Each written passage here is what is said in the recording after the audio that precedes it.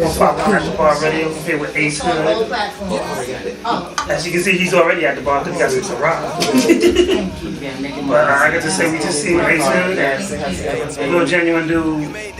I salute you. I salute you. Like, just your humble and stuff. I appreciate that. We need artists like you. That's it. At the bar.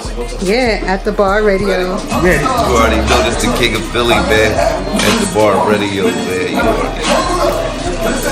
Right. Where to get lit at? You on your own. Just know why with that chit chat. I'm on the road, cause this that planet, this that get back. It's a different day, no, it's same story, nigga. I been winning, retire like I'm Robert Horry, nigga. They just thought they knew me, but I'm here to make my story bigger. Keep that Laker 40 with me, always know I had that clipper. She act Gilligan on my boat, bet I'm gon' skip her. If they start getting out of line, I bet I'm gon' get them. Pack a bag and book a flight, so they know I'm always trippin'. I been Scotty with the right, so they always know I'm pimpin'. Well, I always say I got haters, cause they just know I'm living. Word to my bro that came on, they just know I got a vision. The stove gotta stay on, so no product missing. Government want us to stay home, go broke for politicians. Had to carry that weight, never dealt with the opposition. My homie tryna beat the case when he had no pot to piss. I'm tryna cop a bird, but he caught up with all them pigeons. And I can never chase when ain't no love when you got them riches. I'm all alone, I been asking where your bitch at. She on the phone, tryna figure out where to get lit at. You on your own, just know why with that chit chat. I'm on the road, cause this that planet, this that get back. I'm all alone, I been asking where your bitch at. She on the phone, tryna figure out where to get lit at. You on your own, just know why with that chit chat. I'm on the road, cause this that planet, this that get back. Yeah. Alright. Hey, Tuna, you made this? I'm all alone, I been asking where your bitch at. She on the phone, tryna figure out where to get lit at. You on your own, just know why with that chit chat. I'm on the road, cause this that planet, this that get back. I'm all alone, I been asking where your bitch at. She on the phone, tryna figure out where to get lit at. You on your own, just know why with that chit chat. I'm on the road, cause this that planet, this that get back. It's a different day, no, it's same story, nigga. I been winning, retire like I'm Robert Horry, nigga. They just thought they knew me, but I'm here to make my story bigger. Keep that Laker 40 with me, always know I had that clipper. She act Gilligan on my boat, bet I'm gon' skip her. If they start getting out of line, I bet I'm gon' get them. Pack a bag and book a flight, so they know I'm always trippin'. I been Scotty with the right, so they always know I'm pimpin'. Well, I always say I got haters, cause they just know I'm living. Word to my bro that came on, they just know I got a vision. The stove gotta stay on, so no product missing. Government want us to stay home, go broke for politicians. Had to carry that weight, never dealt with the opposition. My homie tryna beat the case when he had no pot to piss. I'm tryna cop a bird, but he caught up with all them pigeons. And I can never chase when ain't no love when you got them riches. I'm all alone, I been asking where your bitch at. She on the phone, tryna figure out where to get lit at. You on your own, just know why with that chit chat. I'm on the road, cause this that planet, this that get back. I'm all alone, I been asking where your bitch at. She on the phone, tryna figure out where to get lit at. You on your own, just know why with that chit chat. I'm on the road, cause this that planet, this that get back.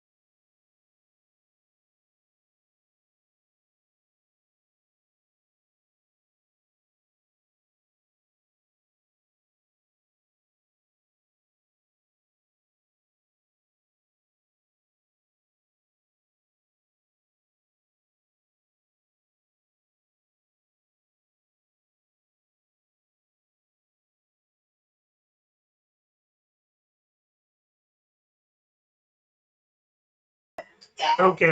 Here we go.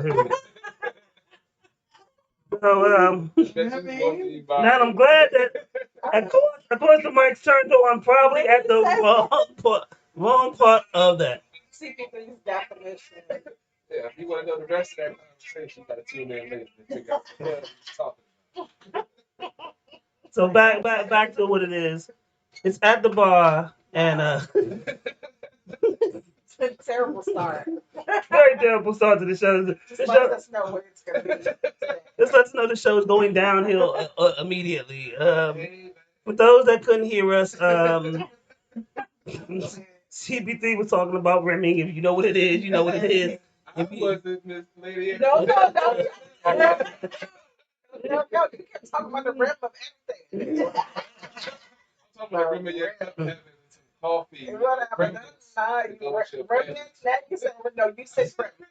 Oh, yeah, the rim. No. And that's it. Is there something you want to tell us? You kept saying rim. This is so we don't really. Do you have any sports recaps? I know you got something off your chest. Oh, boy. Yeah, let's talk. The new Washington Commanders is the new name of the team. The football team. Yes, the football team. The NFL football team. Yeah. Not the AFL or XFL. I'm sorry, arena. It's not arena. It's not CFL. It's not XFL. It's actually an NFL team. Yeah, I mean, it's Called a the name. Commanders. It's a name. I could, Shout out to Cobra Commander. yeah, I could really give. Not the Boys and Girls Club. I could give a damn what they call it. I'd have been cool to watch a football team stand. I was too. And that's what I'm going to call them for a I while. mean, I'm just glad it's finally over, and they can concentrate on what's important: off season, Winning. free agency. Exactly, putting together a winning team. This is going to be a crucial off season, and for some of those fans that over the last couple of weeks, you know, when it's so-called leaked what the name is going to be, and you kept saying, "Oh, if that's the name, I'm going to leave." Oh shit. You know, I had Wednesday off the day of Oh, the God. unveiling of the name at 8:30 in the morning. So, you know, I proceeded because I got my second COVID shot. So, I wasn't feeling well, so I didn't go to work. So I proceeded to spend the rest of the day trolling all the people on social media who said they were going to leave. And when they posted whatever stupid meme about the name, I just kept saying, so are you staying or are you going? Then they kept posting. I'm like, so why are you posting about my team? Why don't you post about the team you said you were going to go root for? So I'm like, no matter what the name was going to be, y'all was going to be pissed off. Right. Second of all, it's been a 1.5, 2-year process for a reason. They've been going through court trying to get the trademark and the brand. Red Wolves, Warriors, and all the other ones that everyone wanted. Red everything is gone. Yeah, everyone, it's already pretty much trademarked and, branded. Therefore, they have to want to negotiate to let you use their brand. If they don't want to, there's nothing the team can do about it. So all of y'all, getting upset because y'all saw the San Antonio Commanders, the funk page from the AFL. Exactly. They're not even a team anymore. So that's how far you're reaching. You're pulling up teams that don't even exist anymore to try to say, well, this team has the same name. Go eat a bag of baby dicks, dog. I'm sorry. Does that be a whole bag that just can't eat one? We start the show off. Yeah, Yeah. because like I said, because I'm tired of hearing it. Okay. No matter what y'all do, y'all want to compare, what's going on, always with the Dan Snyder, curse and all this other stuff. If you don't like it here, go. Y'all like an abused spouse. If you're getting beat up and you don't like it, take your ass somewhere else. Go to a shelter. We're not gonna say that today. But that's what it is. But It's no, a team that's 30 not- miles up north. We're not gonna say that today. We gonna have the people at us. But it's the truth. That's no. That's, They gonna be mad today regardless. Exactly. So I'm you not. gonna have I domestic have to get it off violence my survivors chest. coming at you. Yeah, I know. I can take the hit. I'm just saying. I'm talking about him. No, you know me. I'm over the discussion about anything. Well, I for one, I'm not gonna lie, I'm not that fond of the Commanders, but would I be fond of anything at this point? Not sure, but Winning. I'm still gonna stick by my team. Like that little TikTok when people are like, "That's your band." So I'm gonna stick by. Oh my god, I gotta violate these clowns. I'm gonna stick by. It's a. I don't know. But I mean, I'm a DC fan, but like any sports team in DC, that's who I support. I'm home team all the way, even if I don't really want to say their name, because it hurts my soul to say it. That's cool. I'm about to hurt some feelings for real right now. Because But you see, I got my shirt on. It's in my DNA. yeah, That's what I'm supposed to do. I'm copying my new pack. Like this new black on black. I could have had it, but I was really upset. Like, I'm in my feelings. I didn't really like watching a football game, but I understood it was temporary. I'd rather call it that for a little bit longer until I can get myself together to say, To me, it really, I mean, come down. Come a chameleon. I'm I sorry. used to sing this. my sister feel like we can always just say Washington. I mean, Yeah, that's to what me- I'm gonna say. yeah, to Washington. me, it doesn't make a big deal. But I want to address this congressional situation that's going on right now with the investigation into the investigation of the sexual harassment at Yes. What about it? Ashburn. Tell us how you feel.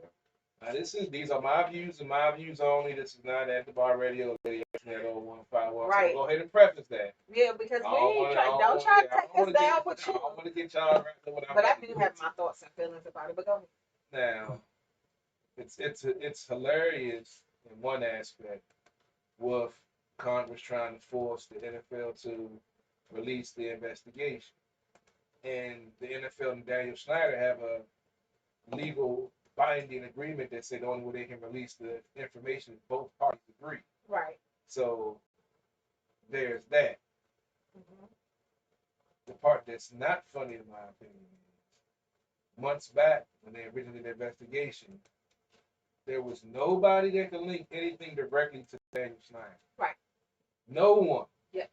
Everything was, The organization. exactly. Larry Michael, a couple of executive VPs got fired Mhm. because they were the ones that were actually evidence of them doing it. Right. Now, 6 months later, you have 9 to 17 women that can directly link Dan. to Dan. That don't have any specific dates or events, but say that he had his hand on their thigh, or he tried to pull them to the limousine in a suggestive way. I'm like, so where was all of this months ago? Let's not forget RG3. He groped RG3 too? Wait, somebody did. Something. That's what he's.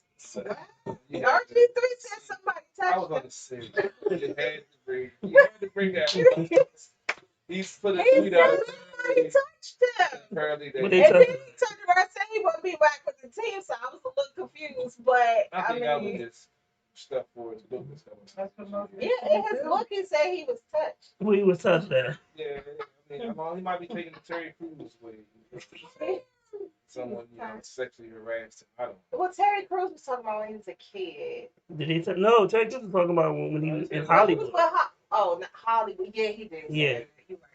But he ain't say when he was with Washington because Terry Crews was with Washington too. Oh, so it might be a pattern. What? He didn't say it was Washington. Then RG3 said someone. He might come out now. He might come out now. RG3, I still fuck with him. Who? RG3? I still fuck. He's getting on my nerves like really bad. Like he He he pissed a wants lot of people off, attention. and that's why I love he's doing it. Because when he was here, he tried to be everybody's everybody, every man. But now he Now wants attention. he's an asshole. He's tired of being a nice guy and getting shitted on. So now he's like, I'm gonna pull my dick out and just y'all had this shit on me. Yeah, I'm gonna wear tight stuff But y'all don't like. he I'm has gonna- definitely changed because he could shape up to everything Yeah. now. he He used to not get. he know he. I'm sorry. That's Daddy. why I love him because even though Daddy. I mean But I he love him. looks- I love him because he's a smart dude. And he's just playing the game. He's got a gig on TV commentating college football now. Yeah. You know what I'm saying? And he ain't do shit in the league, but he incarnated it into a fucking career. So I'm like, He had a he's shoe a deal, businessman. Yeah, and he has a Well, degree. he had a few deals. He was for Subway. And he has a But degree. did in Jared I mean, you know, Jared be touching people. he might have got it when he was younger. From Subway? Hut, hut. He was doing commercials here. He was here. Jared was at the White House. See? You know, I might come on the book. Well, he said Washington. Somebody. It's crazy. But it just, I'm going to say it, I said it before, I feel Jeff Bezos has a lot to do with what's going on. What, in Washington? Mhm. Yeah, because he wants the team. Team, But people don't, a lot of people don't know that, or don't Yeah. understand that. So, wants to he be an wants the NFL team. owner. He tried to buy Seattle when that team came up for sale a couple years ago. Being that Amazon is based out there.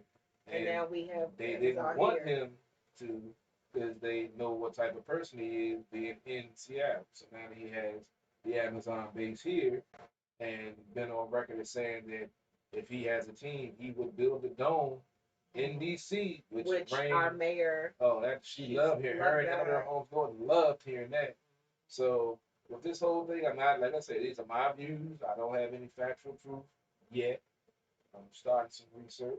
I need you to not say that. You're never supposed to show your hand. Don't tell them that you can be looking. They can try to people like that. We can try to believe it. It's always there. But there, you can see the financial ties. So he's already not paying Holly any tax, getting a facility out there. I mean, I don't see a far stretch with him, giving a wink and a nudge to Congress. And next thing you know, we got a whole investigation now. We got 17 women talking about, oh yeah, I don't remember when and where, but yeah, he did it. Yeah, because I mean, honestly, when it comes to Snyder, the other owners are not going to get him out. Because that's the only way that they can get him out if he does something that violates the owner's agreement by doing something sexual harassment, right. calling somebody But see, here's the thing. shit like that. Think about what the owners do that we don't know about. Things that we do know about. They're all shady. They weren't trying to get, the owners were not trying to get Snyder out. Snyder is literally acting just like them.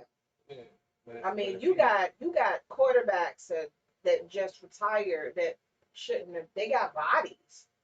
I'm just saying, y'all know who I'm talking about. You got quarterbacks that in Tom Brady got a body? players. I think what I was talking Ben Roethlisberger? Huh?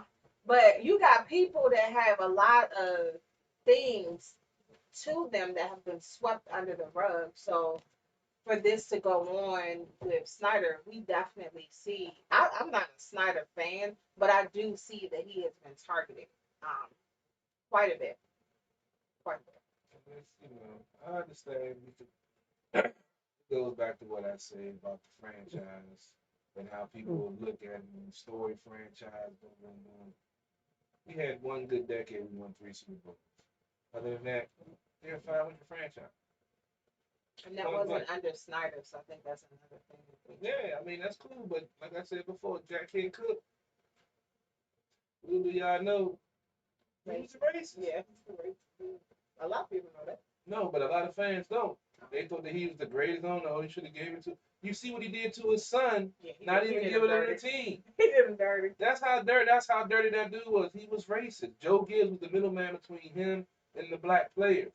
That's why once Joe Gibbs retired, the team started taking that downward spiral because there was no buffer. And that's why you saw certain players leaving because he didn't know how to talk to black players. So before you start demonizing Snyder, I already talked about George Preston Marshall, him giving up the first pick of the draft because it was going to be a black player. He didn't want a black player on his team. So before you demonize Snyder, do some research on the history of this team and realize you know, who you rooting for. I Because, still don't like him. But I mean, never that's worked cool. out. Exactly, that's what I'm saying. I mean, I'm not like he's like my buddy or nothing, but I feel like he's learned from the mistakes we made. He had a bad first impression. He treated it like a business. But for the last, say, 8 to 10 years, all he's done is step back and open his wallet and say, well, what do you need to win? He definitely has changed. I will Sure. give him Done this thing he did with Steve J. Gruden, but he had to do this because he had to show these. Are y'all ready? Because it's like 6:30. I know. I guess we'll be calling in around like 6:50. Y'all ready to piss some people off? Oh, yeah. that. I think CP3 already did that. Oh, we're gonna piss a lot more people off. We got so let's get into the meat and potatoes of this. Apparently Joe Rogan likes the word nigger.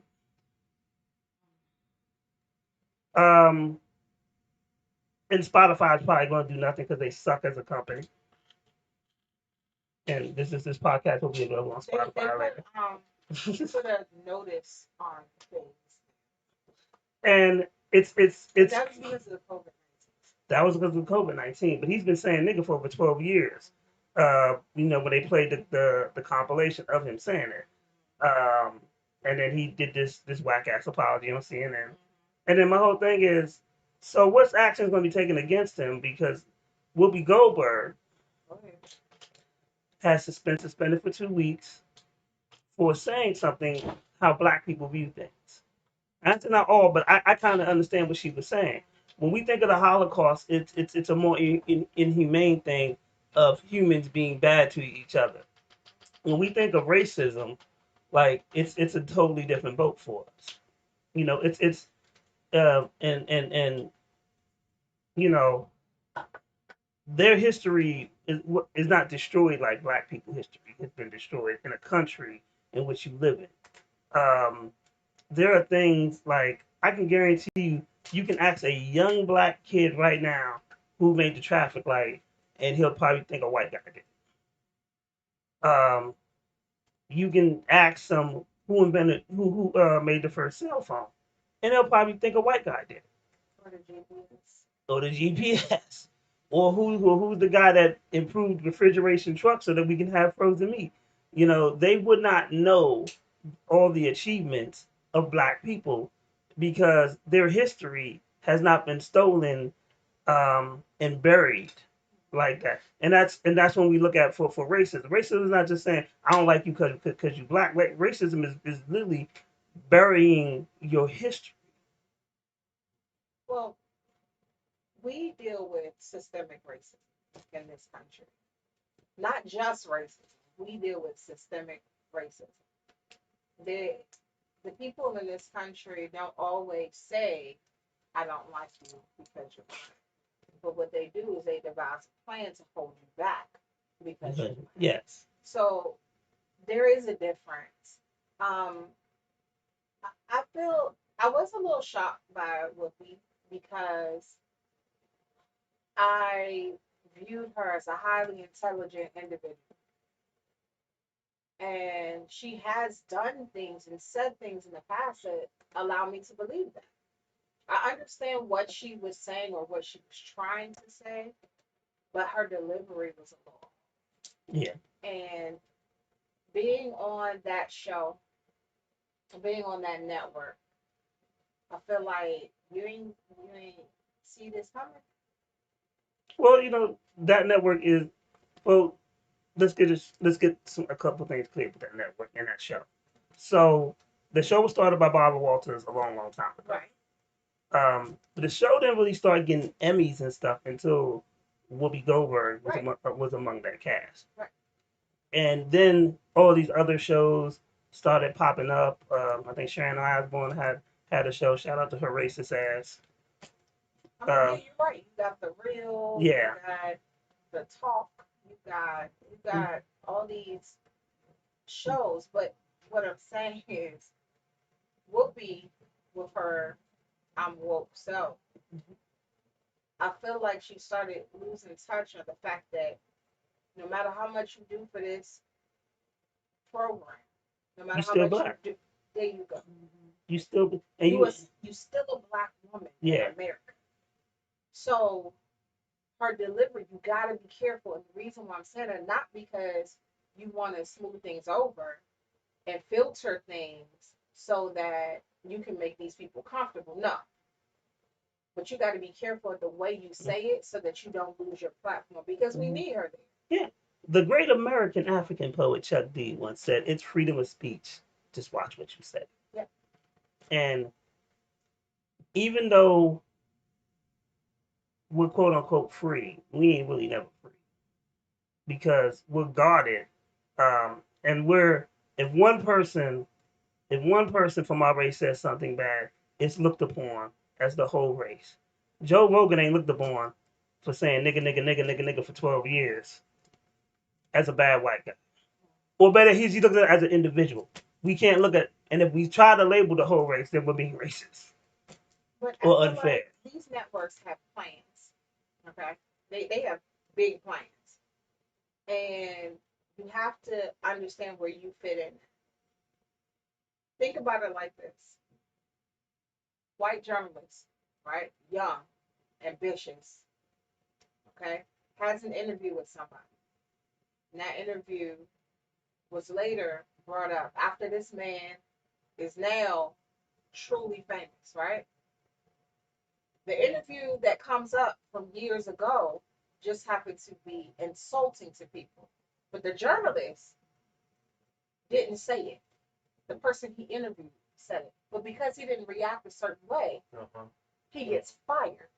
I'm talking about Billy Bush and Donald Trump. So you see, there's a big plan for things, but you have to understand your role, no matter what color you are. That's deep. Because That's deep. these type of things happen because somebody has a plan. You have to be very precise about what you do because they're going to protect their plan no matter what.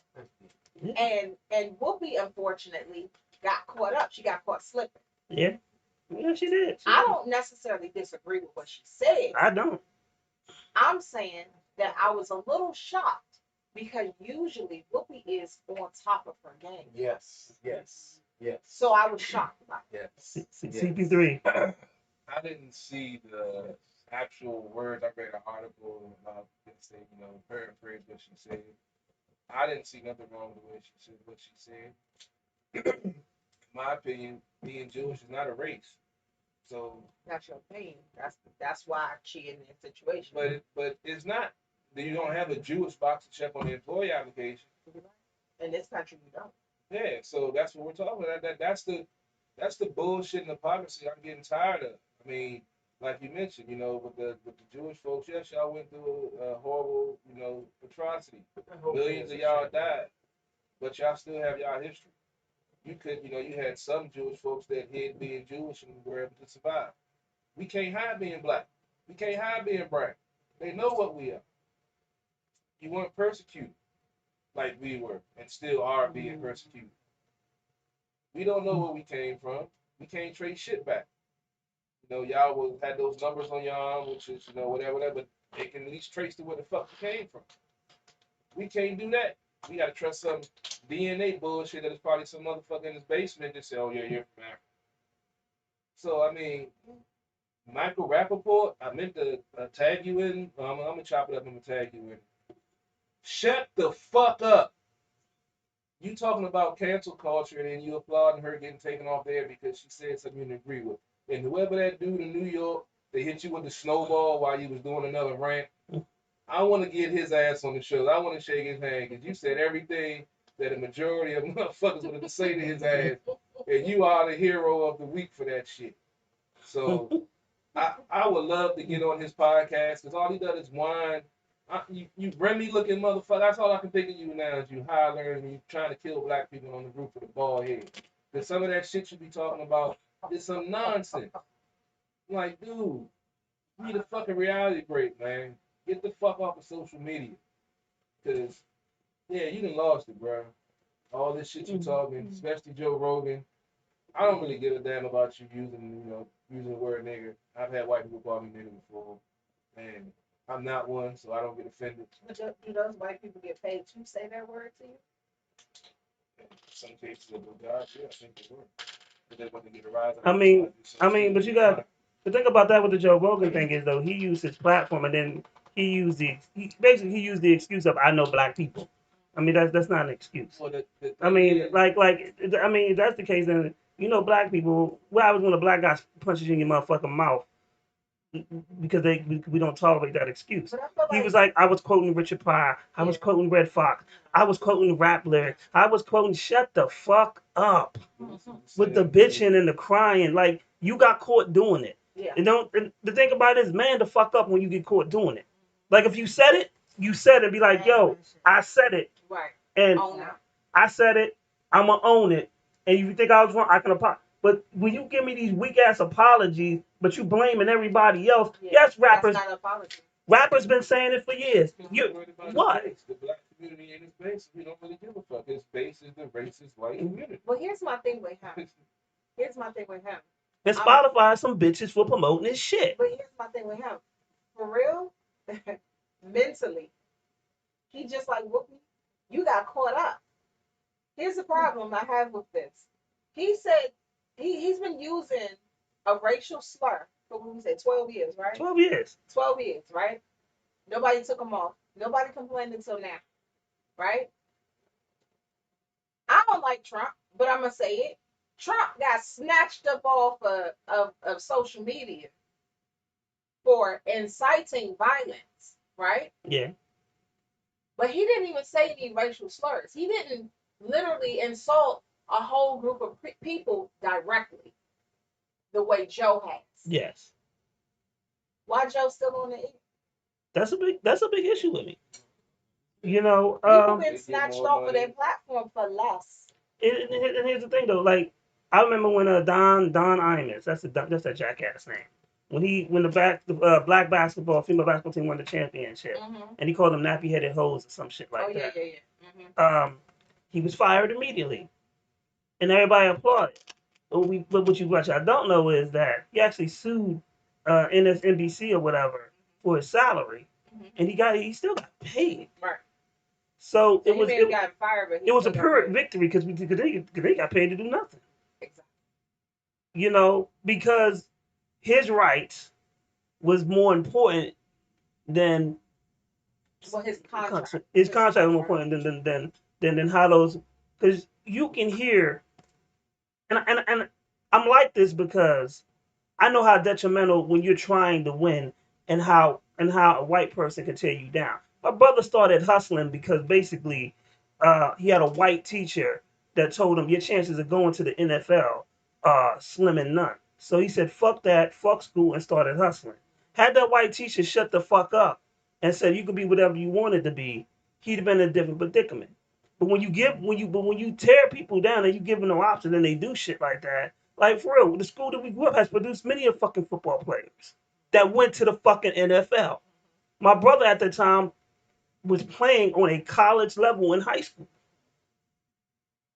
And when you tear down, it's irresponsible when you have white men who tear down black kids' dreams every fucking day, and then they just, oh, okay, well, it's cool. You said irresponsible. You have to remember this. Responsibility is a funny thing. It is. What you feel you're responsible for is different than what someone else feels that they're responsible. Real talk, we got to be real about this. There are some Caucasian individuals in this country that feel that they are responsible for killing the young black man's dream. That is true. So who's to say that person was truly being irresponsible? According to who? He might have been going along with the plan he had to begin with. Because that's the problem. And you're right, because I guarantee he would not have told a white kid that. No, because that's not. He'd have told the white kid you could be president. His goal was to tell this young black man that he can't do X, Y, Z. Yeah, exactly. To break him down so he won't do it. Because I've never heard him tell a white kid, even with all fucking F's, that they're stupid. But I've heard them tell black kids they're stupid. This is fucking crazy. Well, one thing I want to say about Whoopi, I feel like when I watched what she said, I kind of read up on things. What she said, I don't feel like she was trying to be hurtful to the Jewish community. And to what you were saying about checking the box. You got to remember also the Holocaust ain't happened in America. America decided to make their racial groups. So in Germany, it was looked at as different. Yeah. It was looked at as you're beneath me.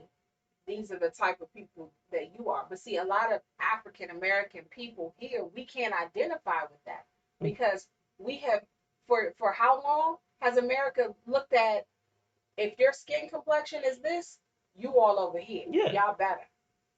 So we can't identify with the Holocaust the way that some people want us to.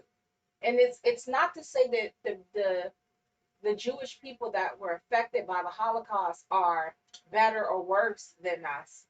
It's just a different type of struggle that it's difficult for us to identify with because of where we are. Well, we can't identify when we're going through a Holocaust.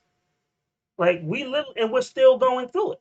Right. But I feel like what we was trying to say is that that's exactly what I'm saying now. Like that is a struggle that a lot of people we don't look at it as it being a race war, even though it was, because technically that was a different race of people. They came from a different place. So, but we can't. It's difficult for us to look at one group of white people and another group of white people hating on each other. It's difficult for us to look at it like that. It is. But we know it was inhumane because it was. Yeah. That the white folks didn't be able to classify what type of white person they are, but nobody else can. You're European. See, you're this. You're Oh, German. you're Italian. But you they put that in there for us to think on that but process of but that's mindset. my thing. You taking the American white people and grouping it with white people from all over the world. Because they group us all as the same black people, no matter what color our skin is or where we're from. They all look at us the same. At that time, in another country, it was completely different than what we experienced. That's why it's difficult for us to understand because they are different races.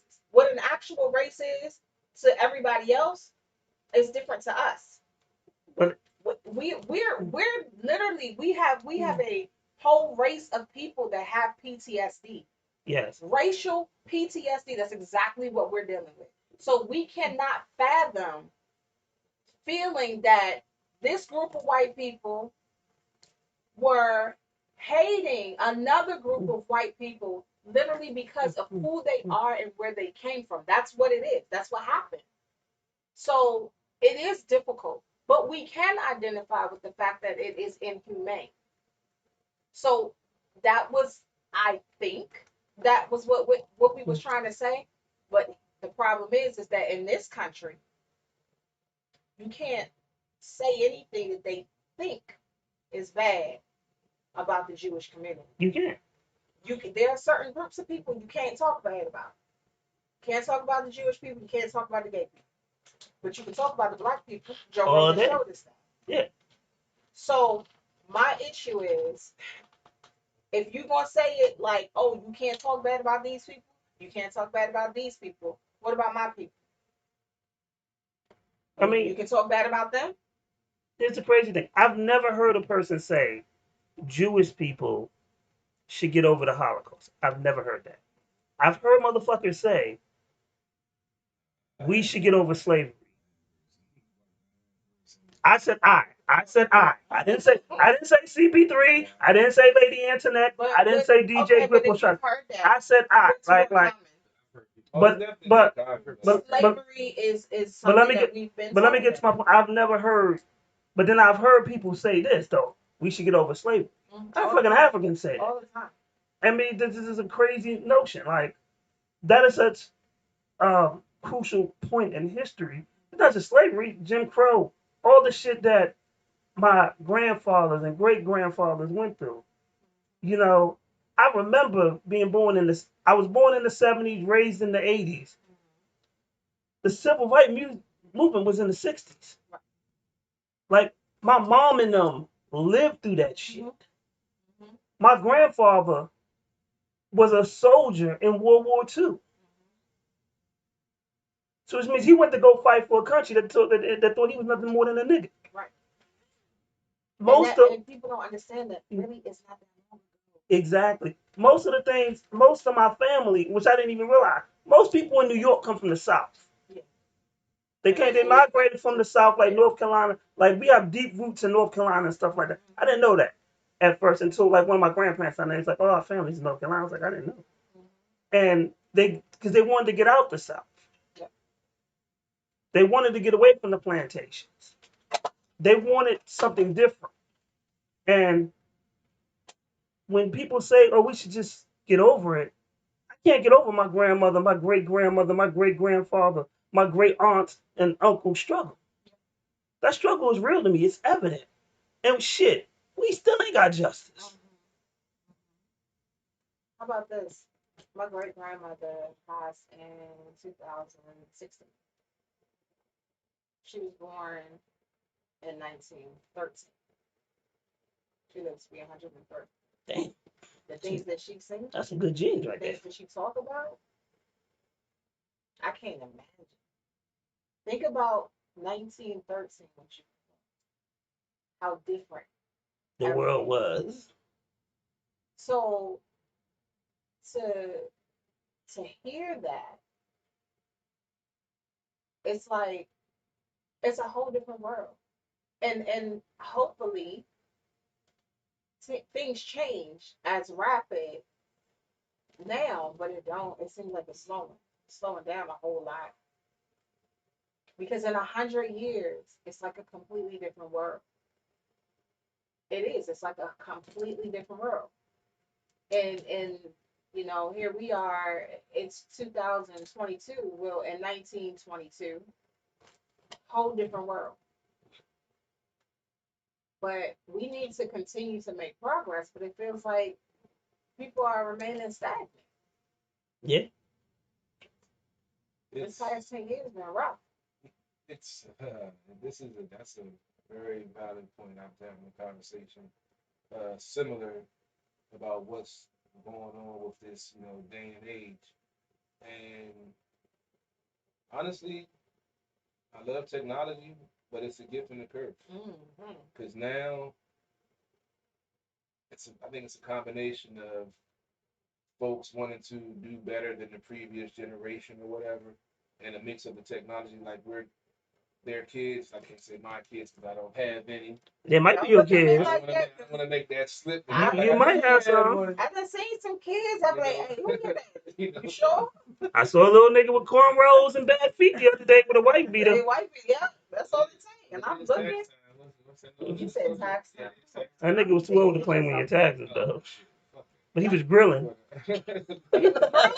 Oh man, that's your baby right there. Too late, I can't get the tax. But you didn't lose my train of thought. See. I said you stuff all the time. This your baby. He's laughing because it's true. She know it. You need to cut that shit out. Look at little CP3. CP4. You made me lose my whole train of thought. You did it. Don't blame me. It's you. I knew it was coming. I tried to get in front of it and pushed around the whole fucking thought process. See, I had something profound. I'm sorry. I know. And then you should never board up kids. He did it. He did some stuff. Trying to avoid it and ran into it. Oh shit. You need to write stuff down. Just be coming to it. But I mean, it's just I just feel like it's a hypocrite. Like, and I really want to see what's going to happen with what is Spotify going to do about the whole Joe Rogan situation. They getting people dropping from. Because I know some people have dropped. I mean, some people have dropped because of his controversial COVID comments. I want to see what they're going to do about this though. Yeah. Because. And kudos to India Ari. Yeah, shout out to India Ari. For she was the first artist.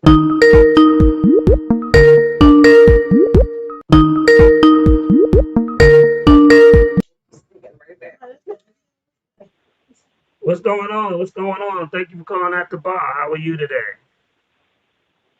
Everything's all good. How y'all? We good. We good. I'm 151. You sitting here with we got CP3. We got Lady Antoinette. We got We got Tiana Tasty and DJ Grip in the building. We got a full house. We up here chilling, grilling, and drinking. What's going on with you, Oh yeah, stuff, man? that's the vibe. That's the vibe. I'm over here sipping on a little something myself. You know what I'm saying? It's cool. Virtual ball. For sure, though. For sure. So, let's start off with the easiest question all night. Just tell us about yourself. Man, Moolah Da Vinci, straight out of Georgetown, South Carolina. Man, I've been doing this seriously for a couple years. You know what I'm saying? Linked up with my man Al Green, and we've been just making moves ever since. You know what I'm saying? I just got off my second tour, pretty much on some, networking, touching the people, you know what I'm saying, shaking hands and kissing babies and whatnot, you know what I'm saying? It's my second go around. So we gearing up for another round coming up soon. And other than that, you know what I'm saying, I'm just out here just getting it like everybody else, just trying to stay consistent, All right. It looked like Lady Angela had the question.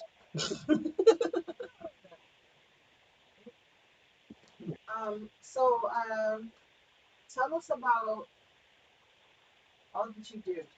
All that you do as far as your career, and then let us know your goals as far as where you want to go, what you want to achieve. So pretty much what I do now, I like pretty much set up a lot of things that I got going on as far as getting features and different shows, but I also work with Al Green, you know what I'm saying? Like that's my business partner. So we got a lot going on. I got content dropping every month, you know what I'm saying? Different videos. I got like a dope camera content team. Shout out to 420 Visuals, John Terrio Productions, and Shot by Nino. We got a whole circle going on full of creators. So really, we just trying to push the board to be able to, for me to grow a label and actually have everything already in hand, on deck, ready. So, you know what I'm saying, we can just take care of the artists. So that's my future goals, to have my own label and, just push artists to be better and, be for the artists and not for the industry. Okay. I like that. CP3. What you got for him? That's dope that you want to, branch out and lay the ground with the foundation for where you want to be. That's a good thought process. Now being in the industry, because when we have folks calling in, we don't hear the music until actually come on. So what type of artist would you classify yourself as, and what do you think is your strong suit in that genre of music? That's a very good question, CP3. Okay. I see myself as, oh, sorry, man. You still going? Oh, no, you good. Go ahead. Okay. I see myself as an artist, you know what I'm saying? Like, I'm just somebody who actually enjoyed the essence of hip hop, the actually beginnings of it, you know what I'm saying? I always just love to do my research and watch documentaries over and over again. So I kind of class myself as just an artist, like when I look at it, Basquiat didn't paint the same picture every time, you know what I'm saying? They were maybe similar, maybe not, but he didn't put the same picture on the same canvas every time. So that's how I feel about when it comes to music. Like, I just like to have fun and, just do my thing with it. As far as the genre that I would consider my home base is what you would consider lyrical hip hop. Okay. And I guess it's my turn. I love this particular question. Give me 5 do's and 5 don'ts of the industry that you've learned. Okay. 5 do's. Build a plan. Be consistent. Invest in yourself. Another do, I would say, learn the business. And number 5, have fun. Okay. The don'ts, don't chase clout. Okay. Don't feel like you have to be somebody else that you're not. Um, realize that it's 90% business, 10% talent. Yeah. And just look out for janky promoters. Just keep your eyes open because they're everywhere. I really like what you said. Invest in yourself. Because a lot of there's a lot of broke ass artists that don't want to invest in themselves. They don't want they don't want to invest in a video. They don't want to invest in promotion.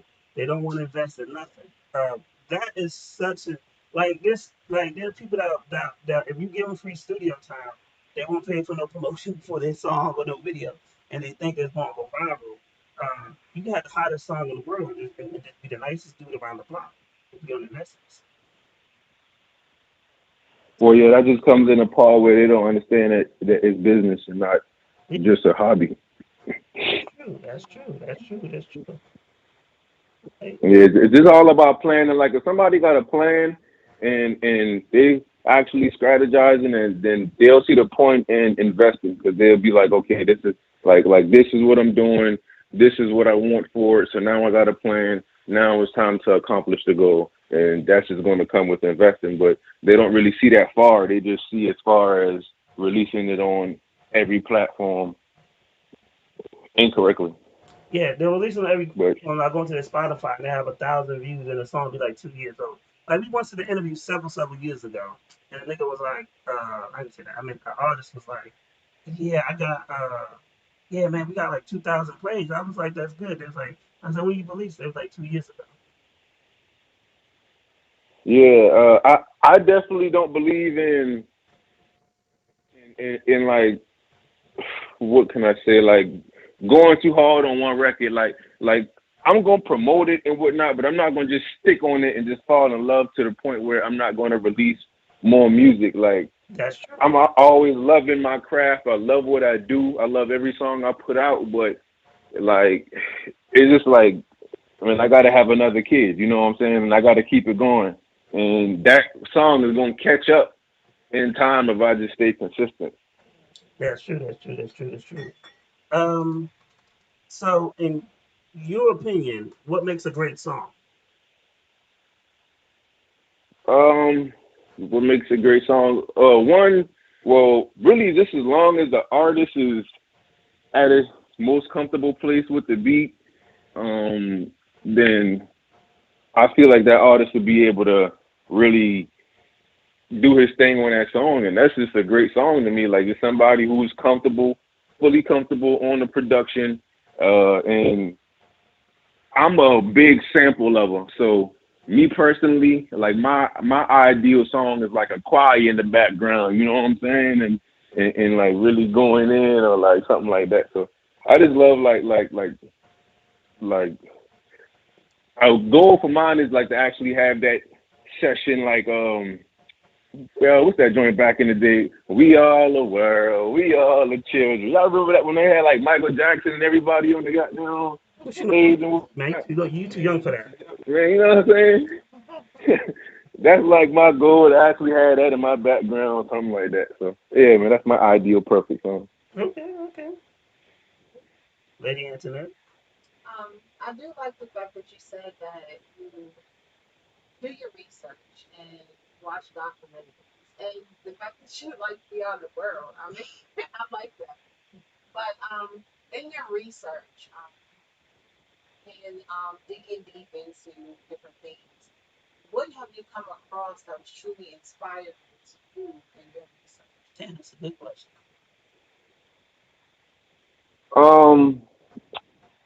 For me, watching documentaries, I think it was inspiring that artists really had it super hard back then because they ain't really had the internet. So it's just like they like had to go travel here and there and do pop-up shops and meet and greets and CD signings and shit like that. So I just think like that's inspiring because I'm like, man, not only can you do that, because that's like really what I do on tour, like do that kind of thing. But then the fact that I can capitalize on the internet too, I think like that's very inspiring. CP3, what you got? What you got, son? You rubbing your head together like bro.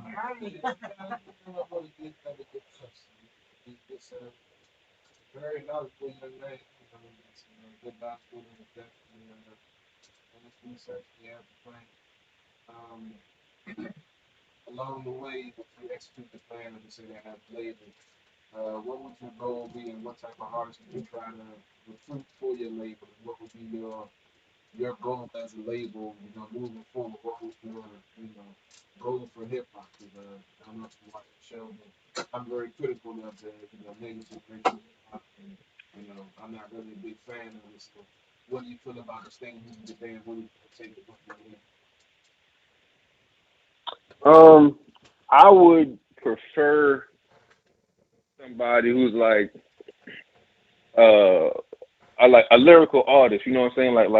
Like somebody who actually rap, and they can do other things, but like somebody to have that as a home base, because I know how underrated it is. Now, don't get me wrong, we still got J. Cole, who's mainstream, and Kendrick and all of those other goats, you know what I'm saying? But like, it's like paying music, not that I don't love it, because I do love it. Paying music like the NBA YoungBoy, the Raw Wave, all of that is like the mainstream music right now. So I would like to push the narrative of the lyrical hip hop artists to be super mainstream just as them. And my goal would just be to pretty much give them the knowledge that I have, the like keep them independent, not try to, like I said earlier, bring the industry on them. Like, I want to be for the artist. I want the artist to be richer than me. Like, so my goal is to make that happen, and I feel like it'll just create a continuous thing. Because if he see me do that, then he's gonna do that, and it's all gonna just trickle down. You know what I'm saying? And it'll be a full circle. So that's just the vibe. Okay, cool. So CP3 stole one of my questions. Um, we stole one. So, name an album that had an impact on your life. Album, The Reasonable Doubt, Jay-Z. See now, right now CP3's clapping because he's a Jay-Z fan. That's all about it. Yeah, Reasonable Doubt. Why? I just want to know why. I think that was like not my first introduction to music and hip hop, but that's what kind of like that album made me fall in love with the like the style, and like it just piqued my interest to get more into music and to actually start rhyming on my own. So you know what I'm saying, like just do a little, like we kids, you just do little rhymes and shit like that. Like that album made me want to start to learn how to rhyme words and to make a song possibly. So that's why. Okay, cool. Lady Antoinette, what you got? All right, so you wanna have your label, you want to sign different artists and things like that. But going back to what we know about some of these labels, what we know about some of the shadiness in business, and I'm sure in your research, you've seen some things. Um, all the greats in history, the label has always been a part, not just the label in general, but who you sign with, what label you're going to. Every label has something to offer. So with that said, this is jumping the gun with that because I'm hoping that this helps you go in the future. But sell your label to these young artists out there. Tell them why they should trust you with their career.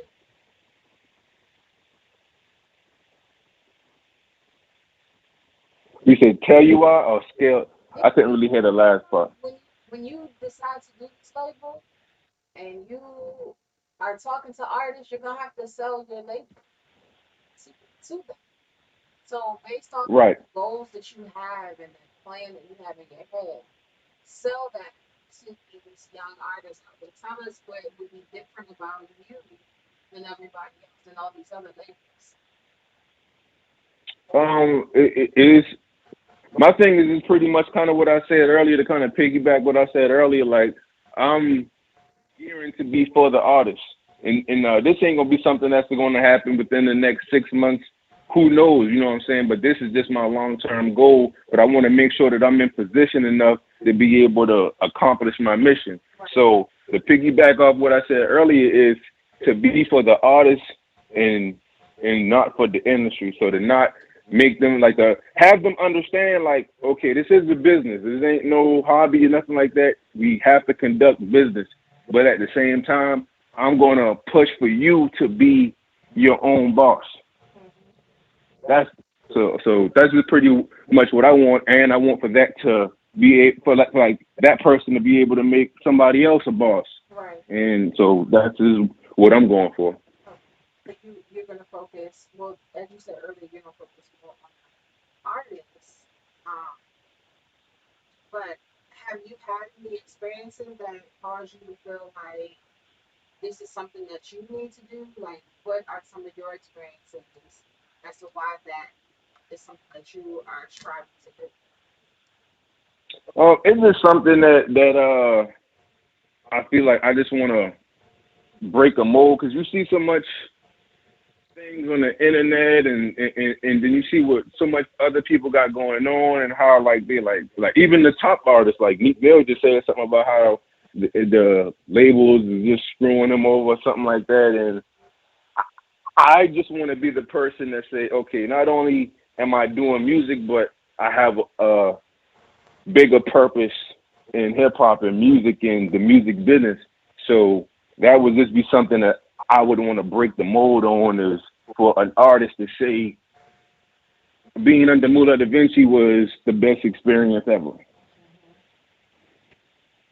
I mean, because I feel like that's just like for anything you do. Like when you have kids, you set up for the next generation. So you set them up for success. So that's just what it is. I mean, we know, like, as funny as it sounds, like it's just like that's kind of what it is. Like you being a parent, then you got kids. It's like a parent label. You got kids. You got to make sure you take care of them so they can make the next generation better. So that's just all I'm going for.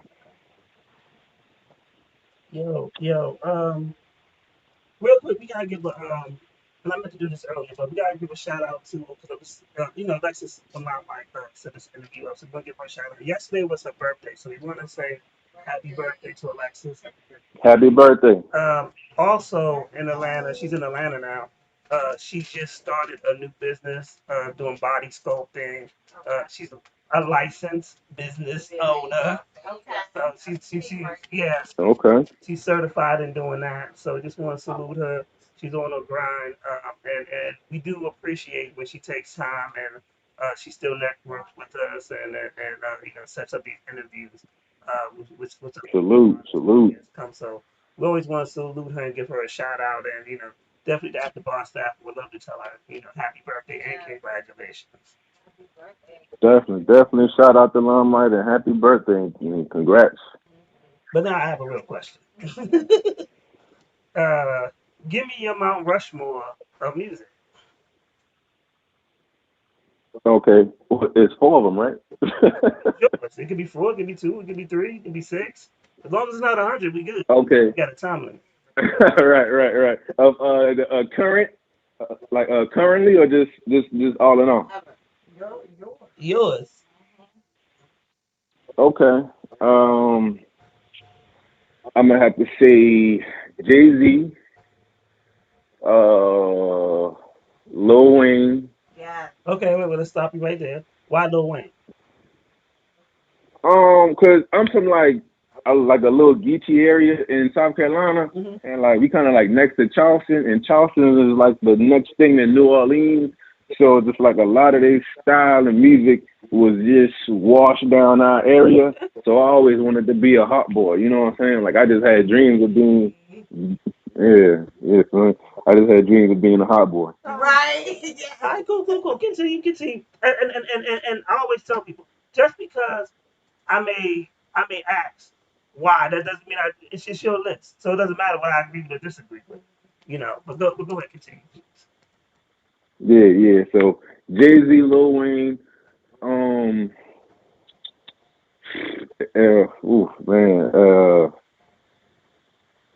I would say Dr. Dre.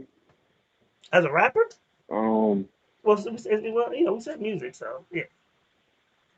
Yeah, because he like paved the way for some shit that I definitely respect. So Jay-Z, Lil Wayne, Dre, and I would say my last one. This is the top of my head, Drake. Well, why you put Drake up there? But then you can't forget about like I can't forget about J. Cole J. Cole. So yeah. So that's it. That's it right there. Or is it one over the other? Huh? Do you put in Drake and J. Cole, or did you switch it?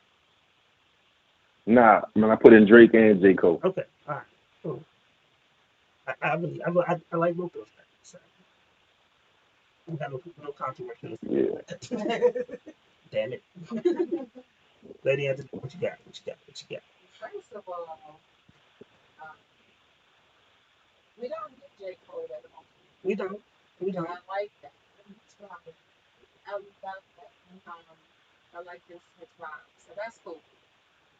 That's a new entry. Yes. And he said, real talk.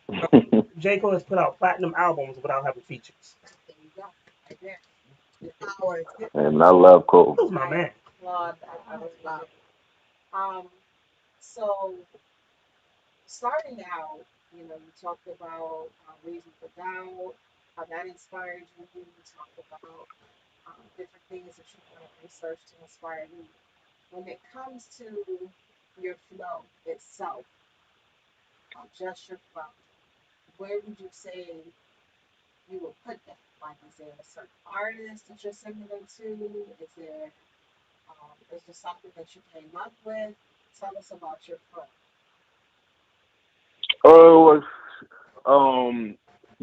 Growing up, mainly what I listened to when I started getting into music heavily was like up north music. So like I went from all the Rockefellers, like everybody from that like wave in New York that just had a crazy, from Philly, New York, all of them. So I would say my style is more so, I wouldn't necessarily say an artist, but it's definitely not like the Atlanta sound, quote unquote. So I would just say it's more up north, because I'm actually like into like the lyrical, the bars. I still appreciate the content. Like not to say that they don't, but I just appreciate it in a different way. Right. What you got, CP3? Hey. So what we about to do? We about to play the video. So we about to play your video real quick, and then we're gonna get back, and then we got some more questions after that. All right. For sure. Hold on to the line.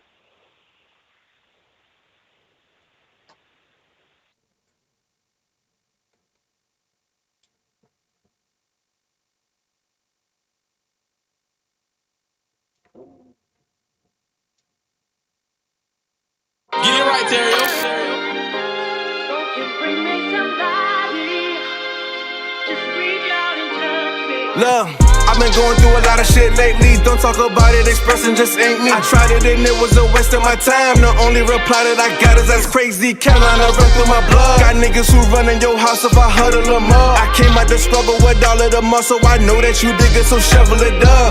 Smoke gas all day, gotta hydrate. Higher than Carolina crime rate. You running your mouth, but I know what your mind say. I pull out that tech, you don't know what to expect, like a blind date. Sick of you niggas need meds. You bitches delusional, all of you sick in the head. Say that you got some receipts, the only receipts that you got when I left you on red. Shout out to doing Apollo, we blowing on Kush with cushion, drinking a bottle. I only be fucking with niggas who rockin' with me. Then my niggas, I swear that they solid. Bigger than Christopher Wallace is what I inspire to be. I'ma run up a check. You could be on the jet and you still ain't gonna ever be flyer than me. They admiring me, but I've been going through a lot of shit lately. Don't talk about it, expressing just ain't me. I tried it and it was a waste of my time. The only reply that I got is that's crazy. Carolina run through my blood. Got niggas who run in your house if I huddle them up. I came out the struggle with all of the muscle. I know that you dig it, so shovel it up. Hey, young nigga from the cat, yes, sir. Keep an eye on your bitch, cause them niggas are back though. Play dumb and I act slow, just.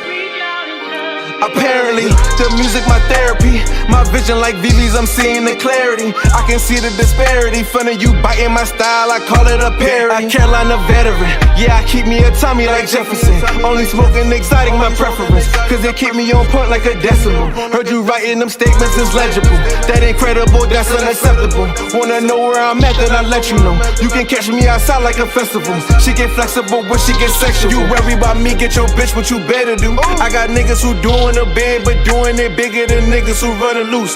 Hey, look, bro, I've been going through a lot of shit lately. Don't talk about it, expressing just ain't me. I tried it and it was a waste of my time. The only reply that I got is that's crazy. Carolina run through my blood. Got niggas who run in your house if I huddle them up. I came out the struggle with all of the muscle. I know that you dig it, so shovel it up. I've been going through a lot of shit lately. Don't talk about it, expressing just ain't me. I tried it and it was a waste of my time. The only reply that I got is that's crazy. Carolina run through my blood. Got niggas who run in your house if I huddle them up. I came out the struggle with all of the muscle. I know that you dig it, so shovel it up.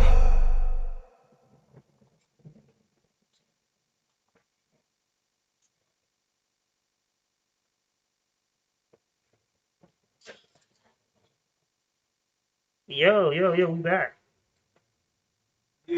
Yeah. Just because he likes Dr. Dre, does that mean you need to do you got to be a West Coast CP3?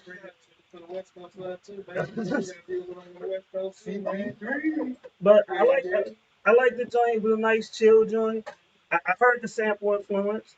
Um, did you have a main producer who did the track, or was it you who did the track, or did you partner with, or did you just get it off of like YouTube or anything? Oh yeah, I got that from my producer from Philadelphia, Bizzle Beats.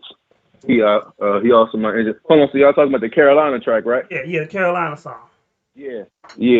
Bizzle Beats from Philly. He produced that for me. I like the fact that Yeah, sir. that you're from that you're from the Carolinas, but you branched out and got a producer that's not in your hometown. Yeah. Like I think when you get stuff out your comfort zone, it's like a beautiful thing. So I think there's something dope. I think there's something Sure. dope. I think there's something dope. So And that way you're not stuck in a box. yeah, You know. Right. yeah, And So yeah. yeah.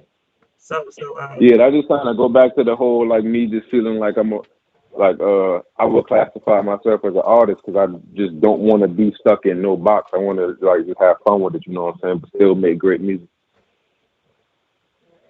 yeah. I understand that person and different things too, different sounds, because people will get tired of hearing the same thing. So Right. definitely got to stay diverse and use different beats and everything. It's I like the track. It was nice, like you said, like Brian and Brian. CP3 producers, by the way, too. Yeah, I've been making beats also. I've been getting back into the, making beats now. I've been working a lot with making beats now, relaxing. So I made a couple of tracks last night. And, working on getting back into it a little bit. But yeah, I definitely linked up some of my SoundCloud, check out some of the old stuff that I had. I put out some of the new stuff soon, which I get a nice little collection of. Hell yeah, shoot them to me for sure. You never know. CP3, make it clap. That's the bet. It's possible, Did Right. you change already do the show with CP3? Probably. Yeah. Man,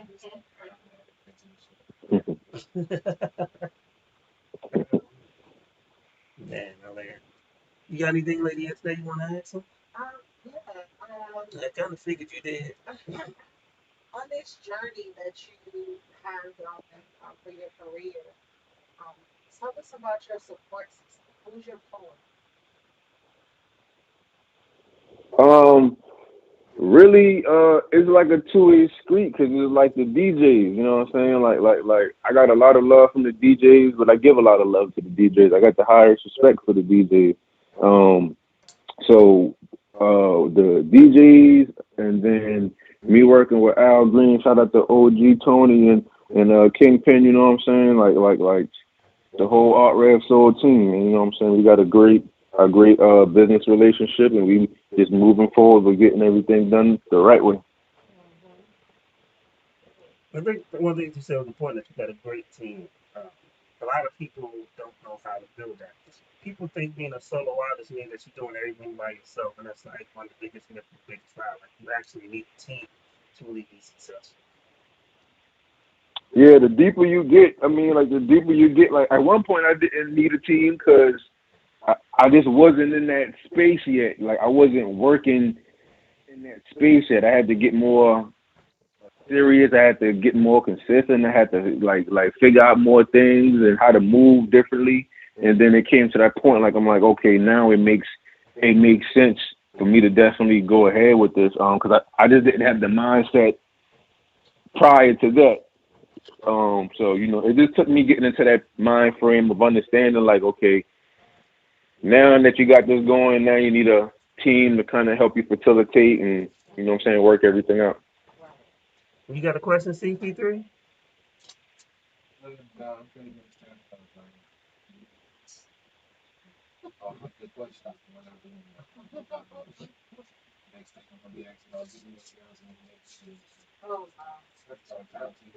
You know they got country girls in the Carolinas. I know. South. I've been not for a while. Just some barbecue, some food. You know. Barbecue sauce. Good seafood boy. You got any kids out there, CP3?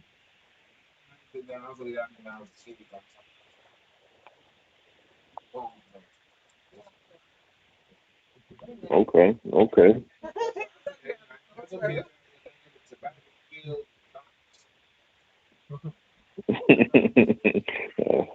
So Wood, dream line. So now we've come to my favorite part of the show. CP3, go ahead and do the introduction. As always, on my At the Bar Radio with 5-9 guests. We have bars at the bar. You're so dramatic. Hey, man, you got to feel that shit up. So it could be a written verse, it could be a freestyle. We just want to hear some bars. I can tell Okay. y'all caught me off guard with that one, but it's all good. I mean, I like that. That's the setup. I said, comfortable. Shit, I gotta keep my third eye open because a lot of niggas mad on the load that I'm chosen. The feelings that you hold like your hairline, need to let it go like you Elsa from Frozen. I accept who I am while you cynical. I invest in my plans for residuals.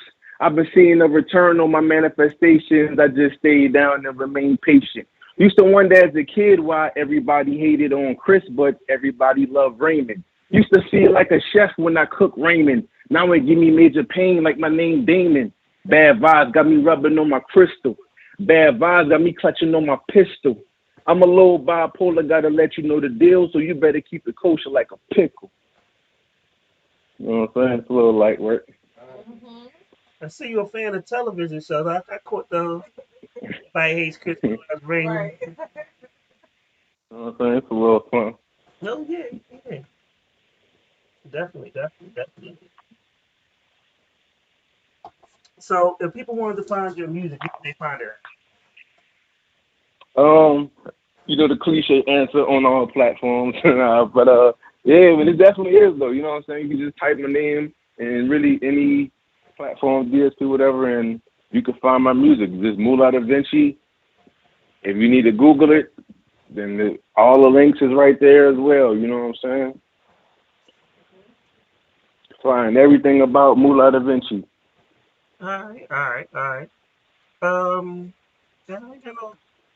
ain't got nothing else for you. We'll never have a trick question in there somewhere, but I'm sure Lady Anthony. You want me to give a trick question? Yeah, I know you had. I know you had one. I knew you had one. I could see she had the gun ready. So, where you get your name from? Moolah, that was an old high school name that I had from, like, I would say about 10th grade, 9th going into 10th grade. That's when I just started indulging in some things to get some funds in my pocket. So that's just where that stemmed from. And then Da Vinci, huh? That was a joke. Then Da Vinci just came into play where I finally seen myself as an artist. And, you know, Leonardo da Vinci was just somebody who was like a Renaissance man, you know what I'm saying? Just somebody who just was good in different facets. So that's just how that came together. Okay. All right. Cool. Well, we're gonna let you go. About to go into a quick music break real quick. And look, we thank you for your time. Hey, look, during the summer, let me not lie, because they did it today. Most of the time when the weather's permitting, CP3 likes to grill, and we call it grilling podcast.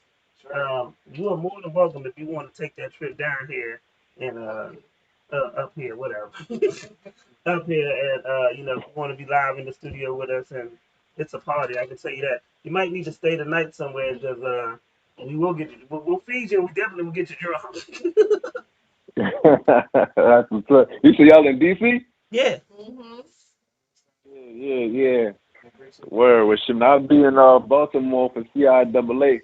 And I know y'all ain't never skipping a hop down the road, so we definitely try to make some things shake if everybody available.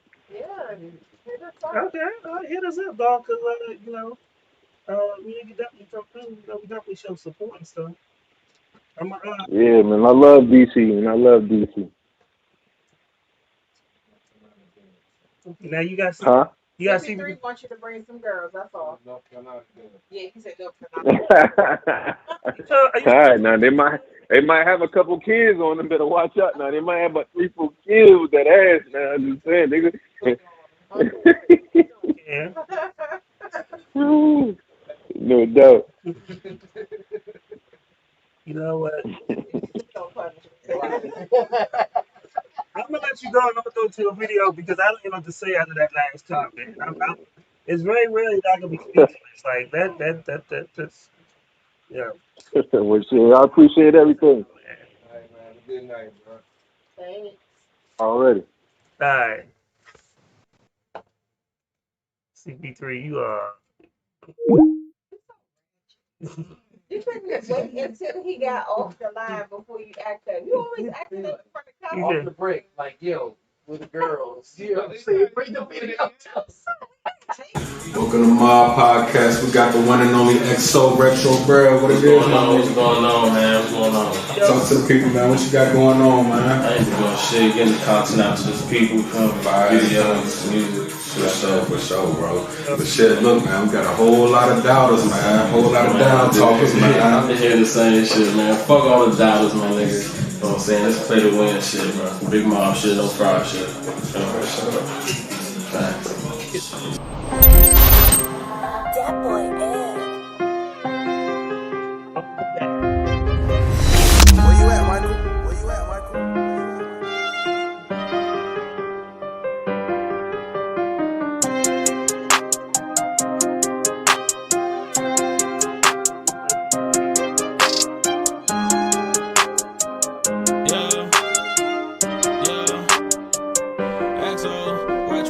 We play to win, another load, they keep coming in. That bitch bad, but I want a twin. V-Long looking for a friend. Palm injured to my dividends. You took back ends from the wrong man. Try to rob me, then you gonna sin. This gas high, but it's potent. Mob ties in motion. My thighs been loafing. Glock 34, whole 10. Me and gang don't do friends. For my back ends, got my loose ends. I'm real, no need to prove it. I need a self-improvement. All my pain in my music. All this pain, I'ma use it. This trap shit, I'm really into it. This rap shit, I really influence. I had to call me a trap for all of the packs that I'm moving. Feds come and I'm acting clueless. I know they watching my movements. I was telling how I'm showing love. Packs was booming. Stop assuming. Well, you can just ask. All of my business get toe tagged. I check for the snakes when I'm on grass. I'll throw you a P if you open. Go check on that boy who ain't come back. I heard he got shot in his colon. He really shitting on him with a bag. We play to win, another load, they keep coming in. That bitch bad, but I want a twin. V-Long looking for a friend. Palm injured to my dividends. You took back ends from the wrong man. Try to rob me, then you gonna sin. This gas high, but it's potent. Mob ties in motion. My thighs been loafing. Glock 34, whole 10. Me and gang don't do friends. For my back ends, got my loose ends. I'm real, no need to prove it. I need a self-improvement. All my pain in my music. All this pain, I'ma use it.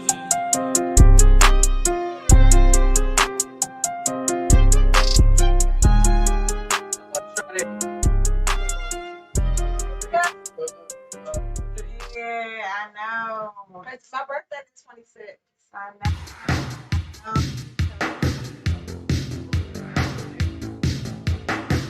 The one.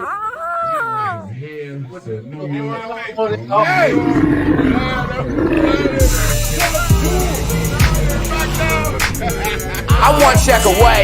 Just try to see if you can twerk something. Prove to me it's really worth something. I want check away. Just try to see if you can twerk something. Prove to me it's really worth something. I want check away. Why? O-C-A, I want check away. Just try to see if you can twerk something. Prove to me it's really worth something. I want check away. That booty clapping when she twerk something. Prove to me it's really worth something. I want check away. Just try to see if you can twerk something. Prove to me it's really worth So something. all I wear is OCA.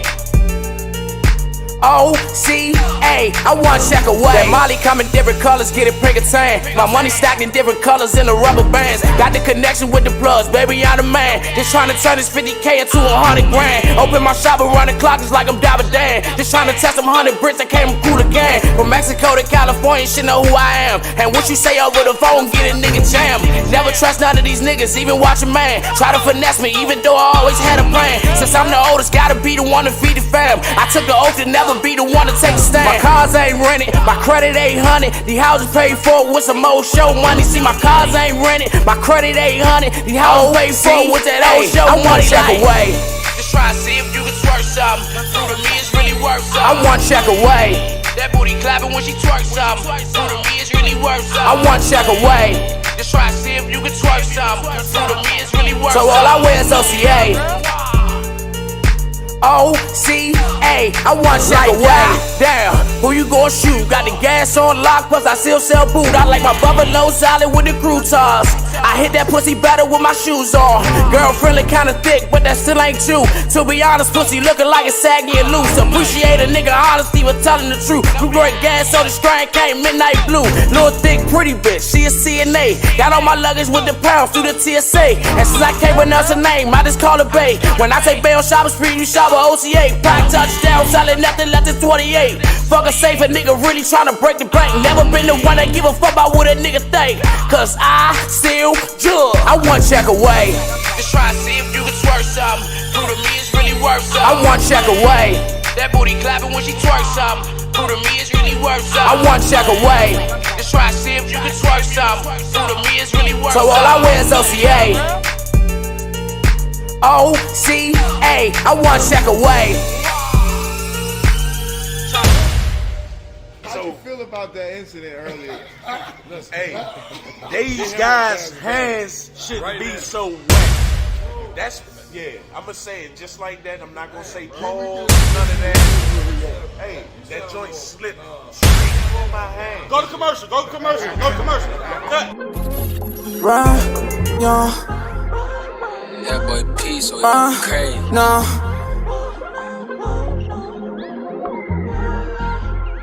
I was down, now I'm really about to go get up.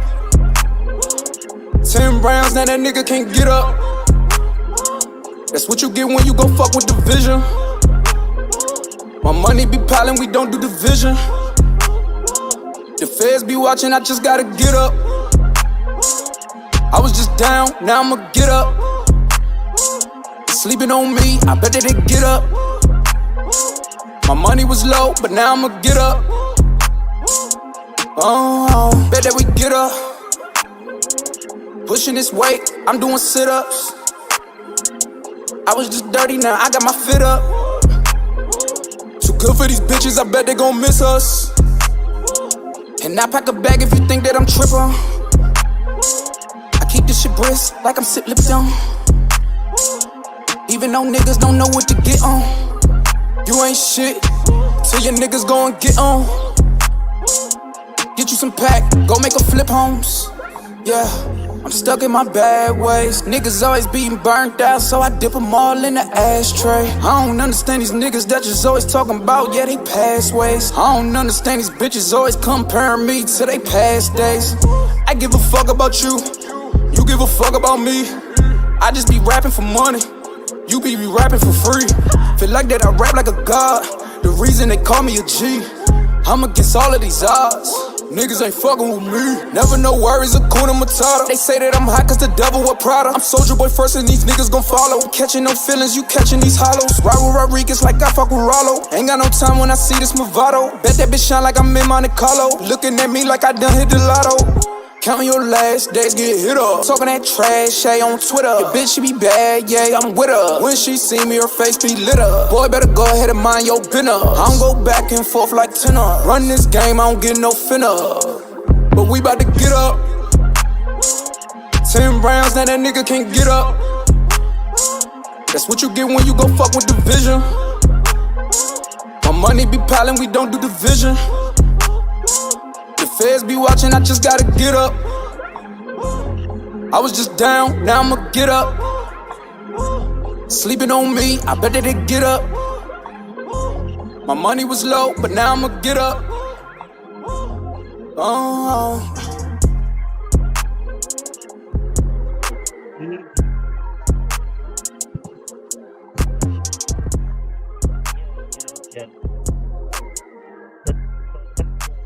Renegade video. I got that video out, but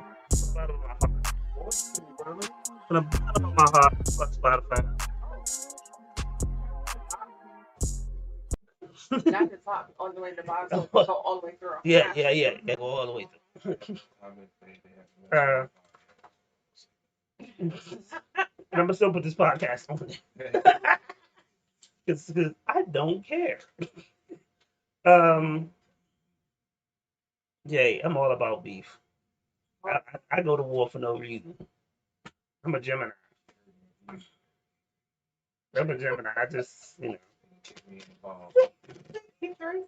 You sound defeated and depressed. I went from almost 3,000 views on my children. I'm barely getting 400. That's been almost a year. I see the memories coming up and see that. Yeah, but wait a minute. It wasn't they were picking on you because you said a lot of mean things to people. Trust me, from a person who says mean things to people all the time, you said a lot of mean things. Uh-oh. Here we go. I mean, you started the show by telling somebody to eat a bag of baby dicks. A bag of... He was talking about Remy. Yeah. I learned something. I didn't know Remy was. Oh. I learned what Remy was. I didn't know what Remy was.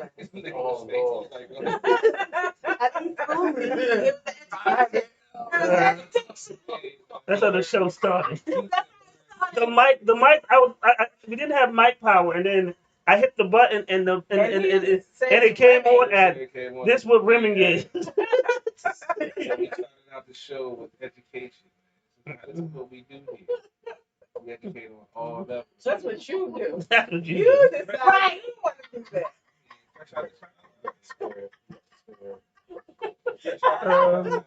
It's not for everybody. Don't worry about You it. just don't do everybody. Don't stress. I just ride till we die. You just like sharing information. That's so sweet of you. Sharing is caring. Thank you. We for be having sharing some odd the topics. I information. mean, because people out here think about this stuff, but they're afraid to talk. Mm. We try Who's to afraid help. to talk about women? Some people are trying to let them know there's nothing wrong with talking about this. There's nothing wrong with talking about women. No, it's not. It's a part of sex. And that's why I think we have some of these issues in this country Because we they don't talk about sex.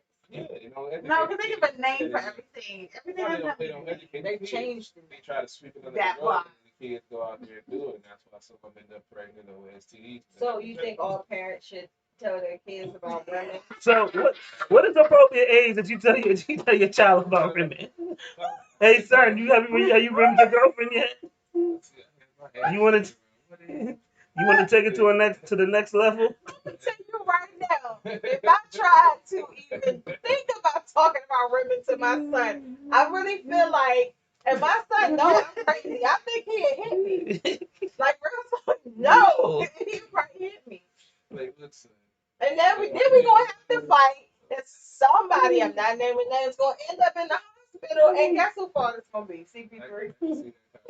Listen, it might be a young lady that might want us to, lick your ass. There's nothing wrong with that. If you don't like Oh, it, it's salad please tossing. don't do it. That's what I thought.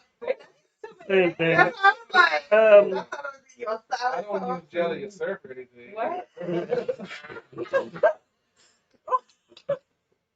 Wow. I still Is this what so we doing? so This is what we doing today? so CP3 and I will never forget this. I will never forget this conversation. So, and I think I brought it up before, but so me and Grip used to work at a Blockbuster together, and I was the assistant manager, and the white boy Dave was the manager. So we was doing overnight. He's shaking his head. No, be specific. You hired me. Yes. You got me a job there, brother. Yes, yes. You know what I mean? So we were both Meaning you put him in like a situation. you know what I mean? Like I owe you one. So we were both there, right? And so we were working, and we were doing inventory. So it was me, Grip, and our manager, this white boy named David. He's laughing because he knows this story. So Dave used to think he was like a Mac to black women, and I used to violate the shit out of Dave. Like, wow. No, he wasn't. No, I'm like, oh, that's cute. Yeah. No, if you saw him, you knew it. No, wasn't. I'm being sarcastic. Yeah. No, I mean, That's why I said, oh. if you saw him, you'd be more like, yeah. Yeah, but this, oh, bless your heart. That's So- a bless your heart. Yeah, exactly. Because one day he told me, he was like, I bet I get more black girls than you. I was like, how? I was like, how? I only date black girls. But if you think you could try. So he actually tried to date one of my ex-girlfriends, and I died laughing at him. So we had a conversation, and we were talking, as all men do, having men talk. So Locker room talk. locker room talk. So, and I think Jeffrey was there too. Yeah, so this other dude named Jeff was there, and Jeff was a Jehovah's Witness. Oh, So we all talking, we doing the sex talk thing, and Dave comes out of left field. Actually, I don't even know we weren't talking about sex. We might have been, but Dave comes out of left field and goes, well, y'all ain't never had your thing sucked and your girl put her finger in your ass, and the whole room went quiet. The whole room went quiet. So, and then Jeff basically looks at Grip. Grip looks at me because they already know they're like, why did he say it? So the two things that they're thinking is, why did he say this? And then there's like, why did he say this in front of him? Because they know out of the three of us, I'm going to go all the way in. I am going to call you every name in the book. I am going to make fun of this most intimate moment with you and make you question yourself afterwards. And I did. I called him everything I could think of. I refer to American Pie.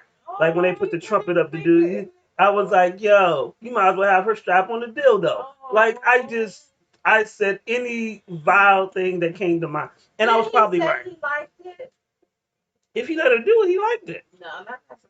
Hey, look, if he didn't go in the shower and cry, and the fact that he said it openly amongst 3 other men, he must But have he liked said it. it like it was a good thing. Yeah, like Oh, I don't y'all talk. ever had this happen? I don't talk about my non-favorite food. You was trying to make sure it wasn't just him. He was trying to make sure it wasn't just No, him. it was you. He was proud. Oh. He probably cried in the shower afterwards because it probably just happened the night before. So he probably thought it was something that happened. She probably said, "I do this to all my black boyfriends." Lying like shit. But honestly, more people do it than admit it. I mean, but the fact that he admitted it. But my thing is that I mean, I don't like that's like why would that be something you talk with your guys though? Like that's like anything. Even if it's something that you do, that's your business. But why would you talk about it? Hey, dude. Hey, like he had a deep secret. He just wanted to get out. Locker room talk means different things to different people. Yeah, and sometimes it's a cultural. Yeah, I was just about to say, conversation. Yeah. I mean, after that conversation, I believe I never shook his hand. Well, he let you know he's like really, really kinky, so you don't know what he do. He had a little switch in his walk. You know what? I'm just being offensive. It's just me. But honestly, like what you like. Biologically speaking, it is supposed to be something that men enjoy. So yeah, they said that's so I was talking to my ex, and she was like, well, because we had this conversation before, and we were talking, and she was talking about because she fucked one of her boyfriends with a dildo. And so first of all, when we were talking, I was like, let me just tell you something. If we ever get into an intimate moment and you want to get the shit beat out of you, go anywhere near my ass. I will knock the shit out of you.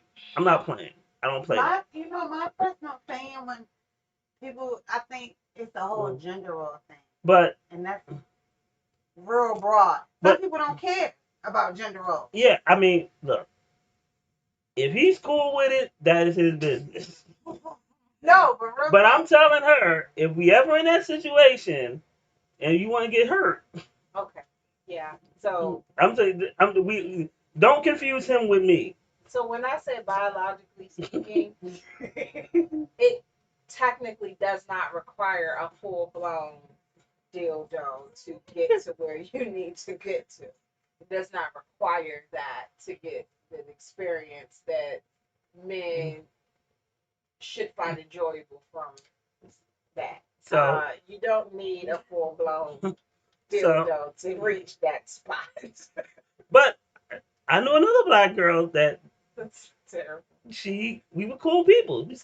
I haven't talked to her in a while, but because she moved to North Carolina. She said a dildo. No, but she took 2 fingers and stuck it in her man's ass, and I was just like, yo. So did you say 2? I think she said 2. But but I told her this. I was like, did he get in the shower and you didn't hear anything? And then she was like, yeah. I was like, that nigga probably cried.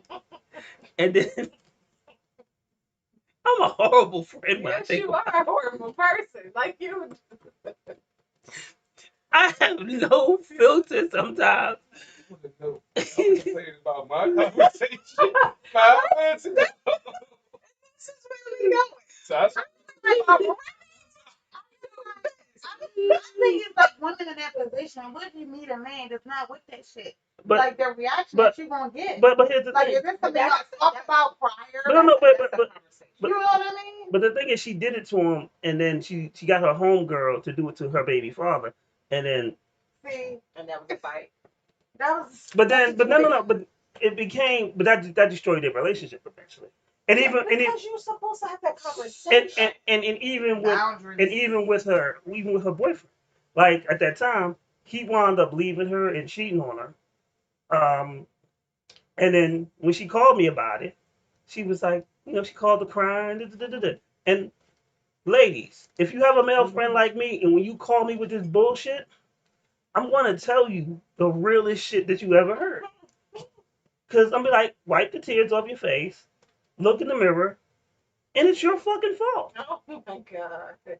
Like, one, if you're gonna test your dude's manhood, then y'all don't need to be in a relationship. Thank you. I don't like that. And honestly, that comes from men and women. I Yeah. feel like that's a violation. You So have to have that it's one thing, and that's the thing. She never had a conversation. She did Why it. would you want to do it? She did it, and then she complained. And then you gonna complain? Well, I think he's gay now. Of course. What the fuck you think he's gonna be? A rain? I mean, look. You think he'll be a pack of Skittles? Like you did something. You tested his manhood, and you didn't even talk to see if he was comfortable with it. He was okay. Some people are, and some of the big strong niggas. But that's when you have the conversation. Yo, babe, can I do this? Can I do that? You know, boom. You gotta be comfortable with that. That's And y'all don't laugh at me. Though. oh, we about to. I feel like she raped them. She probably did with her fingers. You can't just do. You know what I mean? That's a violation. I mean, if I'm penetrating you, then you trying to penetrate me. We going. Then somebody needs a Street Fighter uppercut. And see, you know, that's traumatic. CP3, do you watch any happy shit? But I watch SVU too. Yeah, I don't watch that shit. I don't watch that shit. I watch SVU, but my thing is, in any relationship, you shouldn't be, whether it's physical or anything, you shouldn't be putting your significant other in a situation. You shouldn't. That's a I violation. agree with that. And if he with it, then he would. Me personally, I don't have a desire to penetrate my man. Like that's not like what kind of woman desire. On that? But I don't. So I don't want to penetrate him. That's not. But back in the days, I remember watching an episode of HBO Real Sex, and it was wives that. Let me tell you, that's why our generation is the way we are because of that show. Me and my friends were talking about that because we grew up watching that. The funny thing about this, it was no black people. That was porn. But it wasn't. This wasn't black people on it. This was white people. But it's called Real Sex. And it's called Real Sex. But at the time, it wasn't real. It was literally out of the ordinary. Out of the ordinary That's the shit. reason why they put it on there. So our impressionable selves, were like, oh, Shout out this to is real. Is this what they're doing across the country? Shout out the home box office for fucking up a generation. Right, they normalized They do. all of this stuff. Now, especially in this area, the lifestyle is a force to be reckoned with. And all these people are people who watch Real Sex and try to So this is big in Baltimore. So back when we still had True Radio, GOP and CP3 got this comedian from Baltimore, the up and coming comedian. And in the middle of the interview, she pulled out a giant dildo. Yeah. And it was, it was awkward and funny, but she was into pegging. Wait, you said giant though. That's not pegging. But she was into both. That's right. So I'm not a man, but I can't. If you can see, first of all, like the girl is like over there, but when she pulls it out, if you see the look on CP3's face, he's like, "What the fuck?" That nigga went from happy to uncomfortable real quick. First of all, I didn't know what pegging was until she told us. Explained it. Yeah, like you explained the Remington. Penetrating ass, two different but it's things. still booty holes. Still booty hole. Those involved. Oh my goodness. So yeah, she pulled that joint out, and I was like, Yeah, that's it. So it was funny because I wasn't on the show that day. I was in the audience. The look on his face though, like I should have took a picture. It went from the fuck? I had a similar moment like that with my niece, who was a lesbian. I was having a cookout, and she had all her lesbian girlfriends in the backyard. I had And my folks somebody in the pulled house. out something. Nah, I'm in the back still cooking. You know, I'm used to the ladies being out there. Then the back gate opened up and like 14 flaming gay dudes just come in. They got That these made you flaming. uncomfortable. I just wasn't expecting to see you. Did you expect 14 flaming? 14 random men. That's a lot. Yeah. And all of them flamers. Yeah. I'm sure they made an entrance. Yeah. Got the fuck out of here. I ran up to the building, got the fuck out of here. I'm like, we're going to stay inside. You guys stay out. You know what? We're so unpolitically correct. No, Here. It'll catch you off guard. It was a party, I'm Yeah, sure. we had a 48-hour. I used to have a 48-hour cookout. So Me party too. out. I used to have Yeah, we had a good But time. I thought you was gonna say somebody because honestly, there are some lesbian women who walk around With this. with that strap on them, which I'm like, you are extra ready. I'm confused about that. It won't be free ball. It's something different. I don't. Yeah, that's something that's I don't. They grabbing it. Oh, I'm like, oh, all right, if that's what you do. I always tell them the difference between yours and mine is yours stay hollow. Mine is real. And your girl gonna miss the real when she misses it all the time. Yeah, you don't Yeah, know. you don't know And that. some of them probably feel real nowadays. I mean, real talk. I mean, dog, but you can't. We But there are can't. some women, lesbians, Oh, yeah. that prefer that one over the real one. So there's that. I mean, what they like is what they like. I mean, that's a person's preference. Huh? Lesbian doesn't have to pay. True lesbian doesn't. Okay, a woman who only dates women is a lesbian. What they do in their bedroom? I know true lesbians that have never been penetrated at all. And they say they consider themselves lesbian. To them, if you want to penetrate, it's not a lesbian. That's definitely an opinion because when you look up what a lesbian is, they don't talk about whether or not she has ever been penetrated. I gotta give him some credit on that. It's a valid point. Yeah, but that's just that's You an got opinion. someone that's on both sides that's playing to get all lesbian, but then they still go sleep with you. You're right, but that's liars. That's what they call it. Should never label yourself as a lesbian. But that I means, agree with them. but no, but a lesbian is a woman who dates another woman. You know what I mean? yeah. It's about who you're dealing with, not what you're doing specifically in the bedroom. Right. Because everybody in the bedroom, there are straight Isn't it the men who same enjoy thing? getting penetrated by their wives. We just had that conversation. But that don't mean they gay. Mm. Are we saying homosexual and lesbian are the same thing? Yes. Different because of that fact. That's what I'm Oh, okay. trying to break some I got you. Oh Lord. I was talking about what Webster said, but you go ahead, play. Fuck Webster. Okay. You motherfucker oppressive bag. Oh, wow. Wow.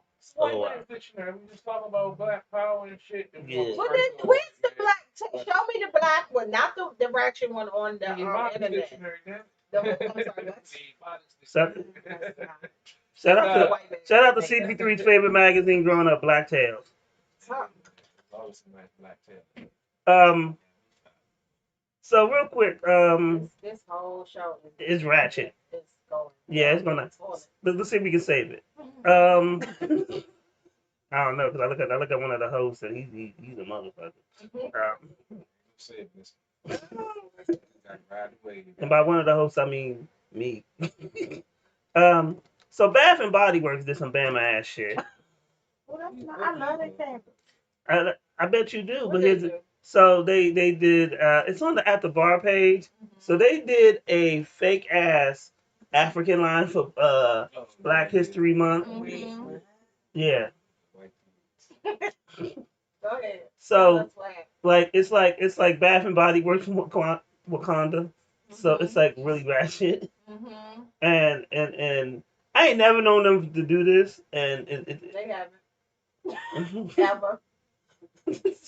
You sound so disgusting. Doesn't mean. So what was that? So what did they do? Go ahead, explain what They do. dressed they basically put African dress up on their products and labeled it like black or African. But it's still cucumber melon.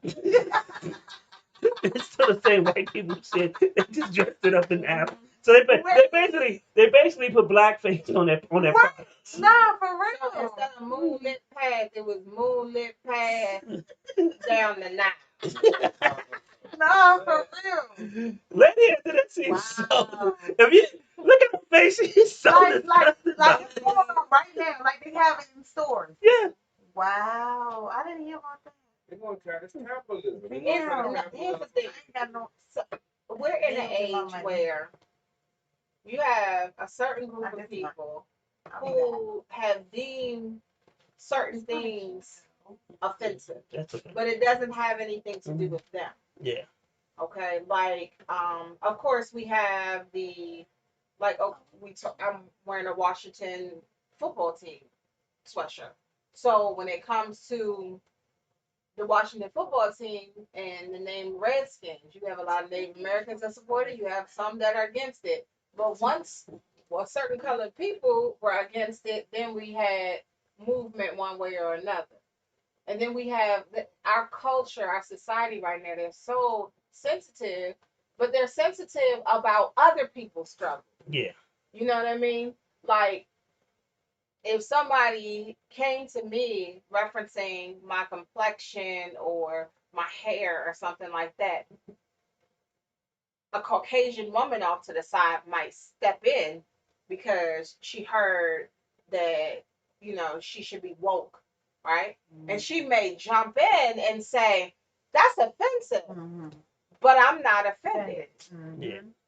So sometimes that happens, or some people want to take initiative and in their mind they're doing right, but they're ignorant to what the real facts are. Yes. And they're not educated enough to really know how to go about it. Yeah. So to honor Black History Month, we didn't ask you, Bath and Body Works, to have some shea butter.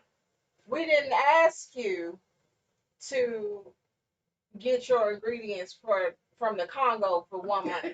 We didn't ask you to do that. If you want to honor Black History Month, donate to the United Negro College Fund. Do that. You know what I mean? Like, we don't need your little butters and stuff that you have out here. Because, the white people like butters, I can get my butters elsewhere. Okay? So, it's just a classic case of somebody like, we should do something. And it's a group of people that it does not affect. You know what I'm saying? Yeah. That's how it went wrong. You know who wasn't in the room when that decision was made. You know what we're gonna do? We're gonna dress it up in African. Nah. We're gonna dress it up. Oh, what's that stuff called? What's that stuff? Ethnic. What's that stuff called? That shea butter stuff. Butters. Let's get the butters. At a corporate level, they don't have minorities in the office. But Give sometimes, their opinion. even if the minority is in the room, sometimes they're still quiet or silent, or they are silenced. They're not listening to the right stuff. So the thing about it is, you have to be the person. You have to be the person that's unafraid to not to give the unpopular opinion. Mm-hmm. And when you say these things, like, you got to be able to deal with the criticism. Mm-hmm. This. So I remember when we used to do the Juneteenth thing, right? So there was a great activist who put on a event that wasn't in Juneteenth, but before he was murdered. And while we were doing the Juneteenth thing, we had this guy, I think he was Spanish or something like that. And he was like, well, how about we just not do Juneteenth thing, but we'll do what this guy is doing. And I think we'll take over what he was doing and this. And the room got quiet. Yeah. And somebody had to be the villain. And I was like, no. I was like, that's a terrible idea. Mm-hmm. That's the stupidest idea I've ever heard in my life. But did you explain why? I did. Okay. Because that's the key right there. Some people don't explain why. That man literally did not understand. Yes. Yeah. And I explained, like, one, the man has passed. And if anybody should carry on his leg, I said, Anybody's carrying his leg, it should be his family. And they should decide what they want to do with that. Two, I will not, under any circumstances, profit off another man's death. I refuse to do that. And then So on if you top of choose, that, to get rid of Juneteenth stuff. yeah. And I was like, if you choose to do that, that's cool. I just won't be a part of this journey. However, I do represent 90% of the music that y'all have. So if I go, they go. It's a classic case of us saying, "Forgive them, Father, for they know not what they do," because there are so many people that are uneducated and they just don't know, and we can't just say that's bad and not explain why. Yeah. You know, we got to explain the why in the situation, because if I'm out and about and I have some woke, woman of another race coming up to me, "Hey, sister," like this, and go and, "Oh, I got braids in my hair," and then goes to try to touch on my hair. No, Yeah. this is why you cannot do that. You don't have to call me sister. You don't have to put your fist up. That's not necessary. And don't touch my hair. That's disrespectful. You're petting me. I don't want to be petted. You have to explain everything, because people just, You tell them before, after you cut them. I let them know. I tell them before. And I let them know that if this happens again, if this is repeated, there's consequences. Because now I've told you.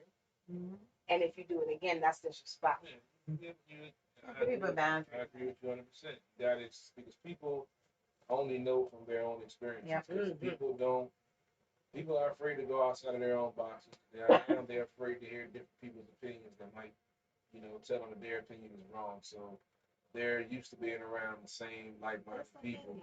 So they're not used to different. So they think they can do that. So you have to explain it to them.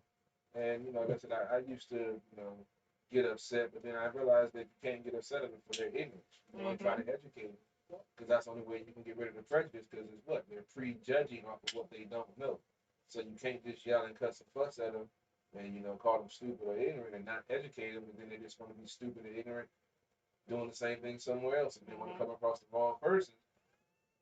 And you got somebody that's on the news running for a war. It's not worth all that. So instead of getting upset, take a step back, take a breath, and realize that they don't understand. And no matter what way they say it, hopefully not disrespectfully, it's basically a cry for help. Like, I need help understanding why I think this. And that's the way I look at it. Like I said, I've seen on my social media, I cuss motherfuckers out when they cross the line. But like I said, out of 10%, Whoa, I didn't know that.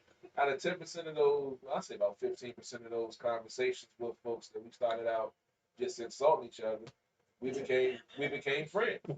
Because after we got through the insults and we didn't take it personal, and at the end of it, we realized we both had the same idea of what we wanted, just a better country, a better place to live, just had different thought processes of doing it. And there's no reason to get mad at somebody because they have a different thought process. We were raised that way. Right. And that's what pisses me off now with this whole people are getting offended with what we say.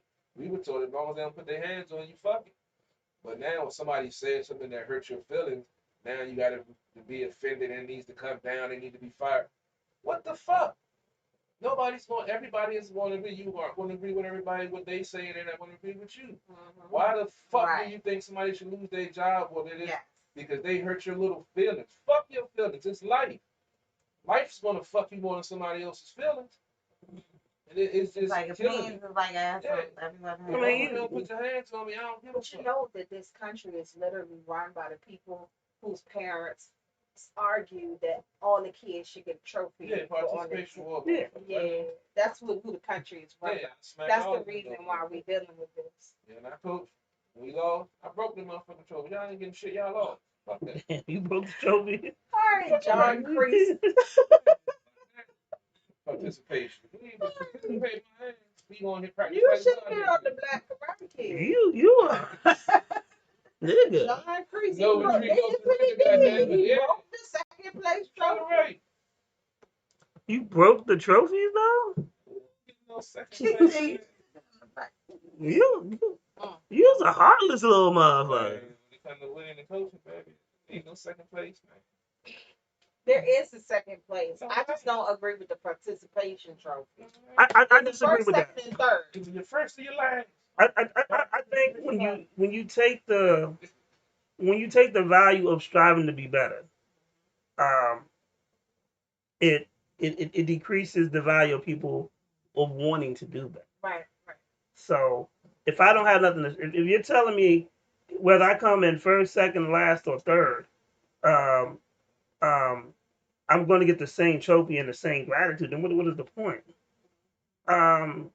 It makes it hard. So some companies like the company I work for, no matter what, even if you're a shitty employee, you're going to get a raise. They don't And do it after the evals. even if I give you a bad eval, they'll give you a raise. Is it the people who got good evals get a bigger raise? No, What? everybody's going to get the same percent. I'm gonna give you So- one trash performance. So what is the incentive There is none. of you doing good? Because at this point, if I show up and just do enough not to get fired for a year, You will get a raise. yeah. That's not good. Not good. There's no incentive to give So- good performance. And it's Do they promote easily? now that'd be a different story. Because chances are, if you a shitty performer, if you was under me, you probably gonna have some type of write up. You know, if I can give a motherfucker a write up for breathing, I would. Damn, you breathing too hard. Let me write you up. Why are you looking at Barney? You know what? I love you. You love me. Oh, you know that's. Everybody know that. Speaking of Barney, okay, I want to share this with y'all. Okay, so and I put a post up. I don't know if y'all saw, it, but there was a post that was going around circling. These young kids were like, "Oh my God, I just found out that Barney was imaginary on the show, like he was invisible, right?" And I'm like, "Are these kids really that dumb?" You do know that in the song it say Barney is a dinosaur from our imagination, right? That's like in the song. I don't know. I hated Barney. And at the end, unfortunately, I had to watch it. My nephew was into it. At the end of the song, it says Barney can be your friend too if you just make believe him. Now I can't tell you what happened in the middle of the episodes because I knew when it came on, so I heard the little song and I knew when it went off. Barney was a stuffed animal. And the adults went away. Barney got beat. Mm-hmm. Before the show went off, Barney go back to the stuffed animal. The adult walk in, and the show's over. So, if y'all watched Barney all the time, I'm confused. Well, because he was like, I can sum this up for you real quick. They hard. Those people who ask that question, they are dumb fucks. Like, let's just make it easy. Like, how you gonna tell me you watched it all the time, but you didn't know that he was invisible? Dumb fucks. They dumb. But did you watch it all the time? it was like he was All invisible. right, then, It was you like don't matter. it was like he was invisible, but he was there. But It was like one of them shows for the kids. It was like it's his imagination. Right, but it's they like babies. it's like he was there. I mean, like kind of in a way, it almost was. But it's like the song and the kids, you know, But he was invisible He wore a because he was imaginary. But he was their imaginary friend. They were dumb fucks. Say it So- with me nice and slow. It was like Big Bird for real. Like for me, That's it what I was no, like Big but Bird. here's- but so Sesame Street, the adults could see it. It's a street that's magical. But Snuffleupagus was Big Bird's imaginary But friend. the part of it. That's the part. Ain't nobody ever talked to Snuffleupagus But other Big than Bird. Big Bird. And I ain't realized that until later on, but that's because nobody was ever in those scenes. Yeah, It was just Big Bird and Snuffleupagus. I don't understand why that was the because case, Big Bird was but on LSD. I grew up watching Barney, so it was just like one of them things. Like Uh, it was like Sesame Street. You know what I mean? So But Sesame Street wasn't They weren't supposed to be invisible. Barney was their imagination. But we didn't. But technically, I don't think as adults now, as we as adults and kids that watch it, then like it wasn't like it's so technical now. But as a kid, you don't think about it like it's like it's all It natural. shouldn't have been a surprise. These people's minds was blown. Oh yeah, People were stupid. Like I think it's just giving somebody else to never stop to talk about. These people, And never stop to talk about. these people were stupid. And speaking of stupid people, let's go to social media. Just like with the candy. I'm sorry. Because I'm about to go laugh. You dumb fucks on social media that doing that stupid ass. I swear, y'all a bunch of sheep. Y'all doing the little. You hit the little picture and then and then it goes down to the little stupid ass filter. Oh. And all these motherfuckers are done. I swear, if I had a gun, I would shoot my computer. I'm so fucking tired of these dumb ass sheep. Because the stupid thing is, you actually choose the picture. Yeah. So it's not like the filter. They're trying to be funny. Yeah. You know what else is funny?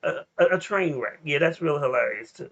Like, it's not funny. This is stupid. It's irritating. Like, it takes I swear, I'm like this close to one more fucking trend. I'm deleted IG. Like fuck this shit. Because it's not funny. It's stupid to me. I just like all these bunch of sheep. Like, what trend are we gonna do now? We gonna go viral? Some of y'all ugly motherfuckers don't need to go viral. You need a bag over your head. Yes, it is. I mean, some of these couples, I'm looking like, I don't know. So many couples, what? Like, I be wondering how some of these dudes and some of these chicks get somebody get a partner, man. I saw one chick, her mustache was bigger than mine. I saw this one girl. I can't say nothing. You know what I mean? I can't hate on her. I can't. Yeah, that black love. Yeah, go ahead. I saw this one girl. I saw this one girl, and it looked like a Smurf had sex on her eyes. She put so much. A Smurf had sex on her eyes. I told you about the conversation I had with the young lady. I said, made a mistake and saying I thought she, might have worn too much makeup. She was busy. She's busy talking shit about men as she puts on this makeup. And I'm like, well, it really didn't make you look better. It just made you look like, sexy Smurf let loose on your face. Like it was terrible. He said, yeah, like agreeing right along. I don't get it. Everybody's afraid to be themselves. They want to be somebody. I'm myself, and I say terrible things all the time. Damn. Okay. What? You said, I'm myself. Really? How you feel myself? That's how you feel. That was like, right up here. I'm myself. That's how you want to end that sentence. Exclamation point. Let me play some music real quick. Because this one right here, he's past ratchet at it. Yeah. Hey, Ross. Yeah. Oh my god. See the world getting colder, mine getting older. Do you ever think about everybody's drama? You come back with karma, and that's just pain. When life looking down, always in drain. Weight on your shoulders, everything starts to change. You scared cause you think you'll never be sane, and that's just pain. When living this life, it always be pain. Hopefully last one night, and that's just pain. Everything be alright when you going through pain, and that's just. My temper be pushing my limits. Mama be stressing when I get the visit. Cause I'm late with the rent and I haven't repaired, I need better decisions. I've been buzzing my ass, trying to get cash, the Lord is my witness. Praying for a piece of love, get over the drugs, see what I'm missing. Pops left me some pain, it's getting harder just to tell him I miss him. No matter what, we never perfect, and I'm always gonna forgive him. So now with the talking, you getting exhausted and just start to listen. Don't kick when I'm falling, cause I put my all in to get to some riches. Nothing will be the same, like a spent bill, people change. Expect the most from a nigga, even when I say keep the change. Need more time with my sister, but too many people speak your name. I'm working hard, man, I'm catching blisters, and it's starting to hurt when it rains. Don't mind me, I'm going through it, sweat it off when I just go to a show. Fans arrest me, I'm known to it, that's just how it goes. I don't know how to deal with it, popping all of these pills with it. Reason, man, I don't still get it, and that's life looking down, always in the train. Weight on your shoulders, everything starts to change. You scared cause you think you'll never be the same. And that's just pain. When living this life, it always be pain. Hopefully last one night, and that's just pain. Everything be alright when you're going through pain. And that's just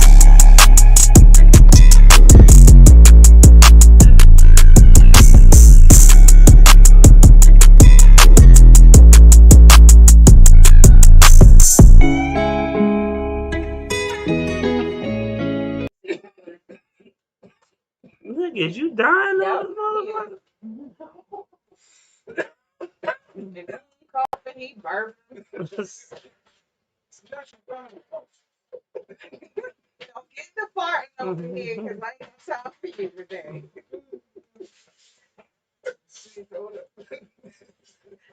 You did that one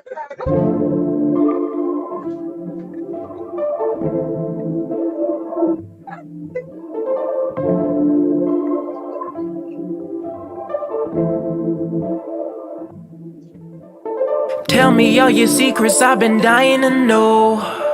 When I hit it, I might lose control. Looking like a stripper when she on that pole. Make her see Z's like Beyonce knows. Working for a nigga like whoa. Hit it, I might lose control. Tell me what no one knows. I make her see Z's like Beyonce knows. Working for a nigga like whoa. Hit it, I might lose control. Tell me what no one knows. I make a CZ like Beyonce knows. I've been searching for a girl like you, always on time, put it on me, I'm Ja Rule. Only for the rule, shit, I might act a damn fool. Diving in your pool, doing laps like a tongue do. Now I got you, what you gon' do? Secrets, been in your Vicky secrets. Surfing on this wave, shit, I'm seasick, oh. Michael Jackson, I just beat it. Knight and shining, I'm a slaying dragons for your secrets. Destiny, you and me make the perfect recipe. Until it's R.I.P., yeah. You know what it is, and I put that on A&T. She the queen bee, man, I feel like I'm Jay-Z. Tell me all your secrets, I've been dying to know. When I hit it, I might lose control. Looking like a stripper when she on that pole. Make her see Z's like Beyonce knows. Working for a nigga like whoa. Hit it, I might lose control. Tell me what no one knows. I make her see Z's like Beyonce knows. Working for a nigga like whoa. Hit it, I might lose control. Tell me what no one knows. I make her see Z's like Beyonce knows. Tell me all your secrets, I've been dying to know. When I hit it, I might lose control. Looking like a stripper when she on that pole. Make her see Z's like Beyonce knows. Working for a nigga like whoa. Hit it, I might lose control. Tell me what no You been acting a fool. You done. You mean you?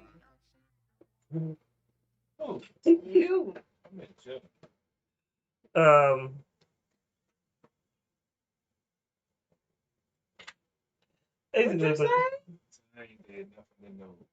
You know, like we're talking real low. So I asked you this earlier off air. Any Super Bowl predictions? I'm still leaning toward. I'm still not solid on my choice, but I'm still favoring the Rams right now, just with their experience being there before. Cincinnati with Joe Burrow playing what he's playing, doing what he did against Kansas City. I still haven't made a choice yet. I'll probably give my final decision tomorrow night on Sports and News Podcast. We'll have an abbreviated show with the NHL on Olympic break, even though they're not going to the Olympics, because they're making up some of the COVID games, all of the COVID games they missed in their 3-week span. Yeah. Caps will be off for the last, be off for a week before they get back into action with the games they have to make up. Just had the All-Star Weekend for the NHL. The Metro Division won the All-Star Weekend game. Kuzi and Tom Wilson were key parts of that. Tom Wilson scored the quickest goal in NHL All-Star history, 13 seconds into the game.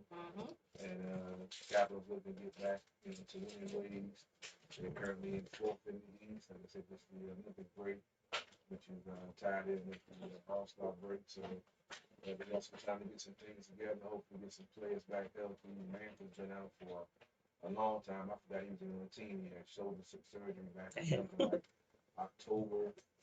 So hopefully it's brutal. The hockey is brutal. Yeah, Oshie's been out after he came back. He's missed pretty much half the season. We just got Nicky back. He's been contributing. Like I said, we got Tom Wilson. Obi was out for the COVID protocol and tested positive. That's why Tom Wilson ended up going to his first All-Star game. And hopefully Obi will be back. He had a 4-game pointless streak in the last 4 games before the break. So hopefully he can get back to his scoring ways. He's currently still in, I believe, 4th place, 4 goals. He got 29, which is 4th in the league. He was leading the league in goals and points a couple of weeks ago. Remember, this man is 36 years old. So, you know, he's talking about how healthy he's been. The only time he's really missed games due to injury, it's only been like 15 games in his 13-year career. And I said he's out for COVID protocol, so it's not out because of his injury. He's out because of COVID. And he was basically carrying the team, you know, in the beginning part of the season for all the players that were out for injury and COVID protocol. And he was, you know, single-handedly keeping his team, you know, actually outproducing what they thought they expected to see in the first part of the season. So, like I said, they've been on a, you know, a little lower lately. They won 1 out of the last 3 games in the overtime, and 1 lost in overtime. But hopefully they get it back together. Trade deadline's coming up. There's been some whispers about, you know, trying to get Hopi back. He hasn't really been doing, hasn't really been shining down in Dallas, but as I mentioned on the show a couple of weeks ago, you know, he's a creature of habit. He likes to feel comfortable in his environment. With him being a free agent, I think he was in Vancouver last year, and being in Dallas, he just doesn't have that comfort level. I think coming back to a familiar arena, familiar players, he can get back into that championship groove. Goaltending is a very mental position to play in hockey. If your head not right, it's hard for your body to be right. So that's some of the things that I've heard. I mentioned about the Washington football team. After the Super Bowl, which is next week with the Rams and Cincy, we'll be doing our off-season preview for what we expect, you know, for the free agency. We had a couple of the college Senior Bowl games this past week. I'll get DJ to get his take. You know, he's our college guy. And I saw a couple of names, and I really don't know the hell they are, but a couple of quarterbacks that stood out in the game that I'm going to ask them about. I'm transparent, I'm real. I tell you how it is. I don't know shit about college. I ain't going to fake like I do. But I got some people that I know. Some people I know that know. And you over there. Yeah. Hey, you motherfucker, strong arm. Yeah, come here. Strong arm. Yeah. That could go a bad way. Sam. Right. Football field, I mean, one thing. But, yeah, we're going to see what's going on with the Washington football team. And finally get back to this thing. Oh, yeah. I got used for the last 2 years saying Washington football team. Stop getting used to saying, now I got to get used to saying Commanders. I'm going to just start saying Washington now. I just say Cobra. I don't like it. Like I said, as long as they start winning, I don't give a damn what they do. As long as we don't have people deciding to go commando and run across the field. Right. I mean, hey, it all depends on what she looks like. It's probably going to be a drop back. Well, you know, definitely not. No, I said running across the field. Gotta get some air on the nuts, man. Everybody don't have to see it. Ew, why did you have to come like that? That's when you're running, you don't want to hit your leg. That's terrible. I'm not saying that I'm running. Clearly you must have, but thanks. You know a little bit too much on that subject. About the window without no drones. Oh man. And then you gonna sip a beer like that's just like that's normal. normal. Yeah. Some people I know it is normal. Like you. Some people it's you. I didn't say that happened to me. Speaking of it, I heard that happened. Always blaming me. Is she watching? That's what somebody.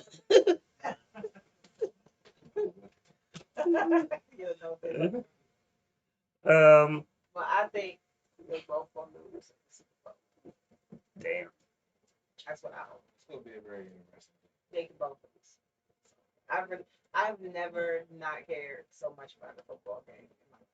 I mean, it's cool because the first season of the extended week with the new playoff format. The playoffs were, I have to say, one of the more exciting that I've seen in a while, especially with my team not being in it.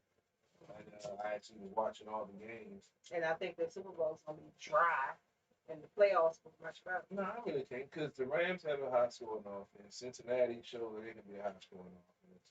Both defenses are solid. Both secondaries are going to be a question mark. So it's going to come down to who. I think it's going to come down to who has the ball last. But both of their offenses are potent, and they're going to make adjustments, just like we saw Cincinnati make adjustments the previous week to get going in the second half against Kansas City. And I think it's going to be an entertaining Super Bowl. But I know one thing: halftime, Mary gonna be doing her little dance. As long as she's not acting. Don't do it. She can't dance either though. But that's, I mean. I don't watch her dance in that. Though. She can't do that. She can back doing her little dance. I mean, I saw the baby suit pics. I love them. Yeah, but she wasn't dancing. Yeah. You can stand it. That's all she needs to do. Yeah, pretty much. Stand it, baby. Stay still. Stay still. We are terrible people. Definitely, if y'all looking for a show to check out, definitely check out Reach on Amazon Prime. Check out the Book of Boba Fett if you're a Star Wars fan. I just wonder why all the Star Wars programs are so great on Disney Plus, but these last 3 or 4 movies sucked ass. With the Star Trek? Yeah, Star Wars. Like Force Awakening, the one after that, all of them. I'm not a big Star Wars fan. I'm not a Star Wars fan at all. Let me not lie. I'm not a Star Wars fan at all. My son is, and unfortunately, I have to sit there. That was the original Star Wars. Once we got into the trying to do the prequels, I got lost. I still watched it, but I was into it, but all the shit they were going into, I was like, you need to do what a The lot biggest of people do in what Marvel. You need to watch it in chronological. Yeah. That probably would be better for you. you should watch the prequel first and then watch. All the movies that they've had out, you should watch them in chronological order. So if it's a prequel, it just kind of depends. That'd be a whole fucking day, maybe 2. No, it might be longer than that. Because even with Marvel, remember when the last Avengers came out, people were literally doing it, and it was like 26 hours. Yeah. I watched it all in chronological order. But at one time. Oh, yeah, I didn't do that. I watched it in chronological order, but I didn't sit at one time. But you may need to do. But the prequels like kind of suck. But I mean, it helps with the story. It does. The worst thing about the prequels is they try to explain the Phantom. They try to explain the Force. So the Force was mysterious shit. Then it went from the shit that you got in your bloodstream. I mean, it sounds a little bit like AIDS. I don't know. I'm sorry. I shouldn't have said that. I shouldn't have said that. That was mean and uncalled. That was ignorant of me, but I don't care. Okay, but let's play some music. We're out of here. Yeah. Oh man, that was terrible. I feel a little CP3-ish.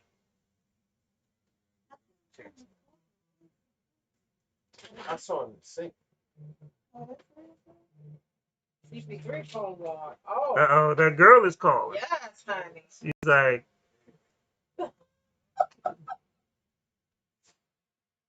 You tell her not to call you on that number. I saw that.